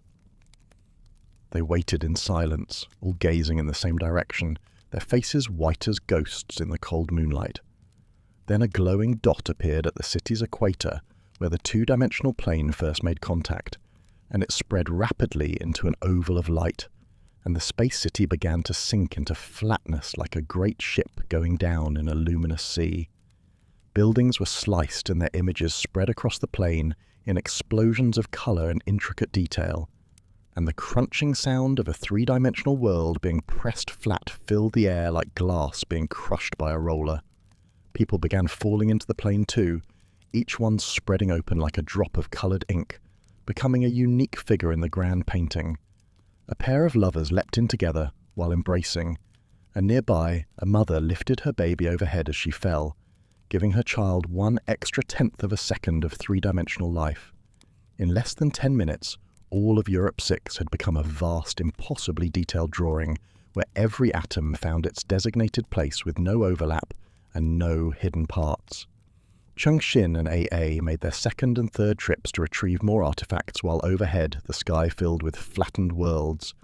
The asteroid belt became a glowing necklace stretching across the heavens, and then the Earth itself collapsed into 2 dimensions, its tree-ring layers of mantle and core displayed for all to see. At first, its oceans seemed invisible, the two-dimensionalized water being transparent, but then a ring of white crystallized around the Earth's rim, and when the AI magnified the image from 50 astronomical units away, the ring resolved into snowflakes, each one a perfect hexagon with unique crystal branches, 4 to 5,000 kilometers across, bigger than the moon, surrounding the flattened Earth like a wreath of impossible beauty, and Luo, sipping tea aboard Halo with tears glistening in his ancient eyes, said quietly that only the Earth was worthy of such a lovely crown. Then came the sun. It began to flatten, and a circle of fire expanded on the plane at 20,000 kilometers per second, a blood-red sea into which the three-dimensional sun slowly sank. For a brief, glorious moment, the two-dimensional solar system received its first sunlight, the flattened planets glowing gold along their edges, the Earth's sublimated ocean streaming like golden hair in a two-dimensional solar wind. But it could not last. The flattened sun began to dim, its radiation zone quieting, its convection loops breaking apart, its dancing prominences wilting like dried leaves until its atmosphere was nothing more than a thin, smooth ring. Everything that collapsed into 2 dimensions died.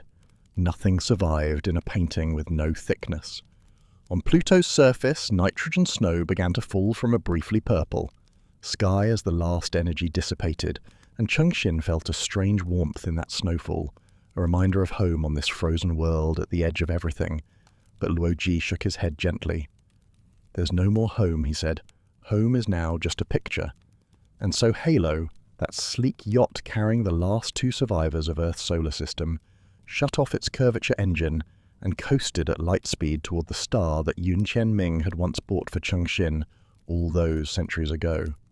During the voyage, AA tried her best to comfort Cheng Xin, arguing quite sensibly that no single person could be blamed for the destruction of the solar system.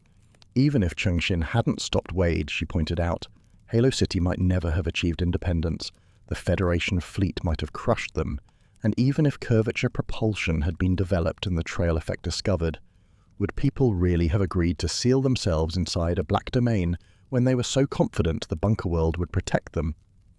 But AA's words slid across Cheng Xin's thoughts like drops of water across a lily pad, leaving no trace at all. The only thing Cheng Xin wanted was to find Tianming and tell him everything. The journey of 286.5 light-years took only 52 hours in the ship's frame of reference, and Cheng Xin spent much of it gazing out the portholes, watching stars leap from the blue cluster ahead to the red cluster behind, each one marking another star system past, until she fell asleep. When Halo decelerated, the blue and red clusters spread apart like fireworks blooming, and the familiar sea of stars returned, though none of the constellations behind them looked the same. The solar system was long gone. Cheng Xin asked when the two-dimensional collapse would stop, and neither she nor AA could bring themselves to believe it ever would. DX3906 appeared as a reddish disk, and Halo's sensors confirmed 2 planets, a grey, airless world the size of Mars they called Planet Grey, and a blue, Earth-sized world with oxygen in its atmosphere and signs of life but no civilization, which they named Planet Blue. AA was delighted, for she had discovered these planets more than 400 years ago, and her theoretical predictions about their appearance proved remarkably accurate.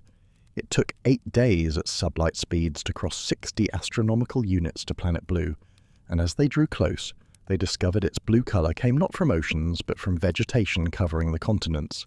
Its seas were yellow, and much of the surface lay under snow. Then the ship's AI detected an intelligent radio signal from the surface, a landing beacon using communication formats from the start of the Crisis Era, and Cheng Xin's heart quickened. They landed near the equator on a blue grassland beneath a pale yellow sky.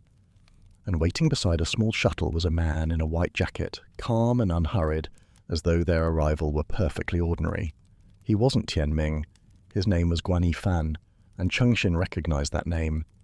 He had been the civilian astronomer aboard Gravity, the very ship that had broadcast Trisolaris' coordinates to the universe.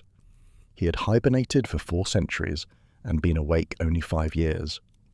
Yifan told them that galactic humans now inhabited 4 worlds, with 2 more being settled, though he politely declined to reveal their locations, explaining that in the cosmos, asking for coordinates was rather like asking a lady her age.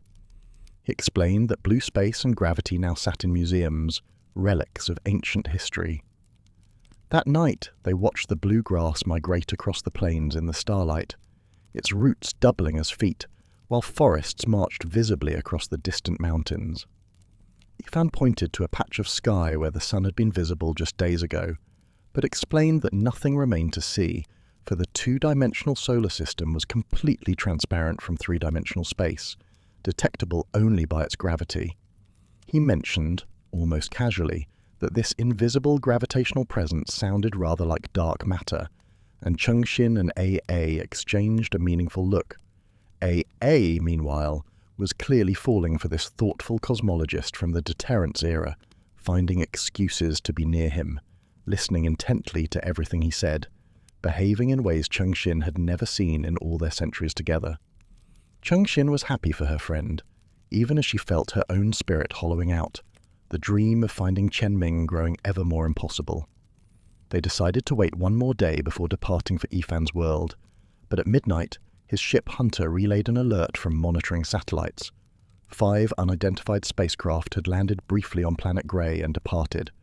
Yifan decided to investigate immediately, and Cheng Xin insisted on joining him, hoping it might connect to Tianming. AA hugged them both goodbye in the starlight, the blue grass surging around her in the cold wind, and as the shuttle rose, Cheng Xin watched the bright patch of grass illuminated by their thruster flame shrink and vanish into darkness below. Cheng Xin and Guan Yifan awoke after 16 days to find the shuttle's neural computer had successfully rebooted, though everything operated in a diminished way. Flat bitmap screens replacing holographic displays, backup lighting instead of the usual fixtures. The fusion drive was useless under reduced light speed, but Yifan explained that galactic humans routinely equip their ships with antimatter engines designed specifically for these conditions, anticipating the possibility of entering a light tomb. After a brief, jolting deceleration, they dropped out of light speed and discovered a transformed world. Planet Blue had become Planet Purple, its vegetation having evolved new pigments to adapt to the altered sunlight. And the stars themselves had changed, stretched into thin, intersecting lines of light, their rays refracted twice through the black domain's boundaries. The DX3906 system was now sealed, a reduced light-speed black hole cut off from the universe forever. They landed at the exact coordinates where they had left, but found dense purple forest where rolling mountains had once stood. No trace of Halo, no sign of Tianming or AA, nothing recognizably human at all. Then came the moment they had been dreading. Using radiometric dating adapted for reduced light speed conditions, they tested rock samples from across the planet. The result, which Cheng Xin counted 3 times to be certain, was 18,903,729 years. She wept then, surrendering at last to the vastness of time. But remembering the lesson from Pluto's museum, that carving words into stone outlasts every other form of preservation, she asked Yifan to scan the bedrock beneath them. At 23 meters deep, Hunter found fragments of enormous carved letters, a message from AA and Tianming confirming they had lived a happy life together and left a gift. That gift rose from the earth as darkness fell, a luminescent rectangular doorway, an object existing outside of time itself, which had waited almost 19 million years for precisely these 2 people. It recognized them, allowed their hands to pass through but blocked everything else, and after a moment's hesitation, Cheng Xin and Yifan stepped through together, hand in hand. Cheng Xin and Guan Yifan stepped through the door and into darkness, experiencing that strange sensation of existing outside of time itself, where moments could last 1 billion years or pass in less than a heartbeat. Then light began, slowly, like a song building from silence into something grand. A sun brightened overhead, a blue sky unfurled, and beneath it appeared a small pastoral world, a field of black soil, an elegant white house, a few trees with broad exotic leaves. But this world had a peculiar quality. In every direction they could see perfect copies of themselves standing at the edges of identical landscapes, turning away whenever they turned to look.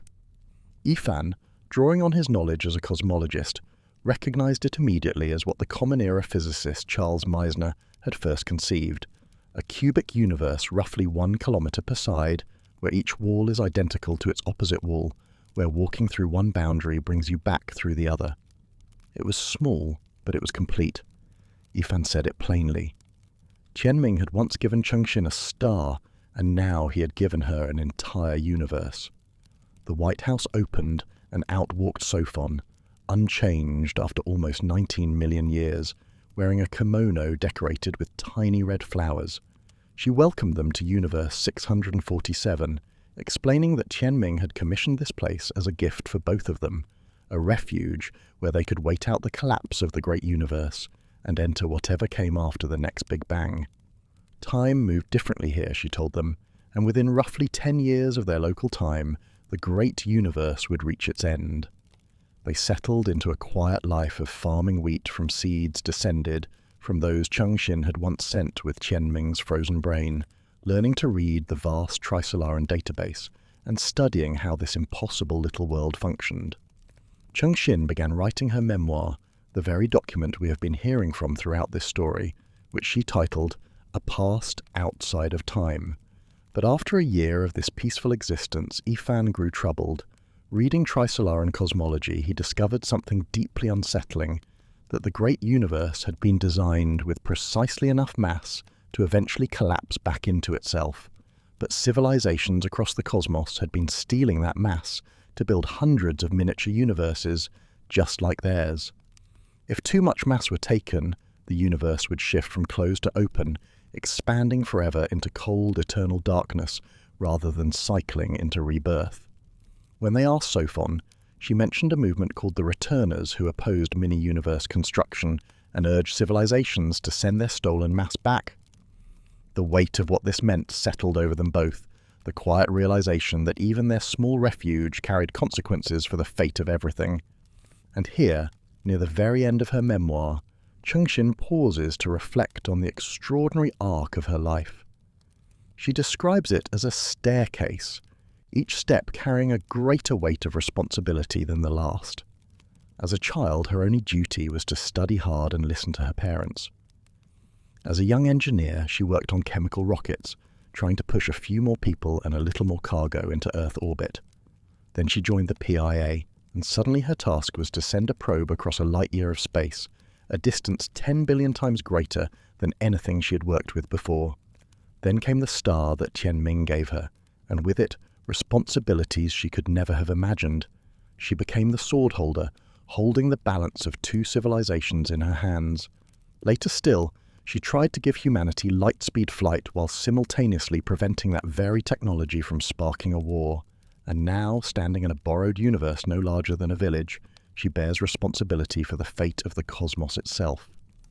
But Cheng Xin insists she is neither chosen by God nor a maker of history. She is simply an ordinary person who could not walk an ordinary path. Her journey, she realizes, mirrors the journey every civilization must take, awakening in a small cradle, learning to walk, taking flight, and ultimately merging with the fate of the universe. The final truth she offers is both humble and profound, that the destiny of all intelligent beings is to become as grand as their thoughts. And so, we come to the very last moments of Universe 647, as Cheng Xin, Guanifan, and Sofon carefully, lovingly take it apart. They begin with the soil, carting it through the glowing doorway back into the great universe, followed by the trees, the metal floor tiles, and beneath those tiles they discover a gift Tianming had left for them, a slender Trisolaran spaceship equipped with both fusion and curvature drives, designed to carry 3 people into whatever world awaits. The machinery beneath the floor is dismantled, gravity switches off, and the little white house floats free. The sky itself turns out to be a membrane, peeled away to reveal the true void beneath. As the air rushes out through the door in a great spiraling maelstrom, the mini-universe reduces to its simplest form, 3 figures and a ship drifting in a starless darkness that stretches exactly 1 kilometer in every direction. Sofon holds a metal box containing the complete memory of 2 civilizations, a message in a bottle for the next universe. And Cheng Xin reveals her secret project, a small glowing ecological sphere, a sealed world of tiny fish and green algae and grass, its own miniature sun still shining. She leaves it behind, 5 kilograms of life to keep Universe 647 from going entirely dark. Then Sofon, transformed once more into her warrior form with katana on her back, promises to protect them both. The fusion drive ignites and the little ship passes through the door into a dangerous unknown cosmos, leaving behind only the bottle and the sphere, 1 tiny sun still glowing in the emptied universe, where a small fish leaps between spheres of water and a single dewdrop rises from a blade of grass, refracting light into the endless quiet. And so, we come to the end of our journey through Death's End, a story that stretches across the vast expanse of time itself, from the fall of Constantinople to the very edges of the universe. It's rather remarkable, isn't it? How a tale so grand in scale, so immense in its reach across dimensions and centuries, ultimately comes down to the quietest of human things, a father carrying his daughter, a young man buying a star for someone he loved, a woman choosing hope again and again, even when the cosmos itself seemed to counsel otherwise. Cheng Xin's final act, that small sealed sphere of life, left behind in an emptied universe, feels rather like a whisper into the dark. Not a shout, not a defiance, just a gentle insistence that something beautiful ought to go on existing. And perhaps that's the loveliest thought to carry with you now, as you settle deeper into stillness.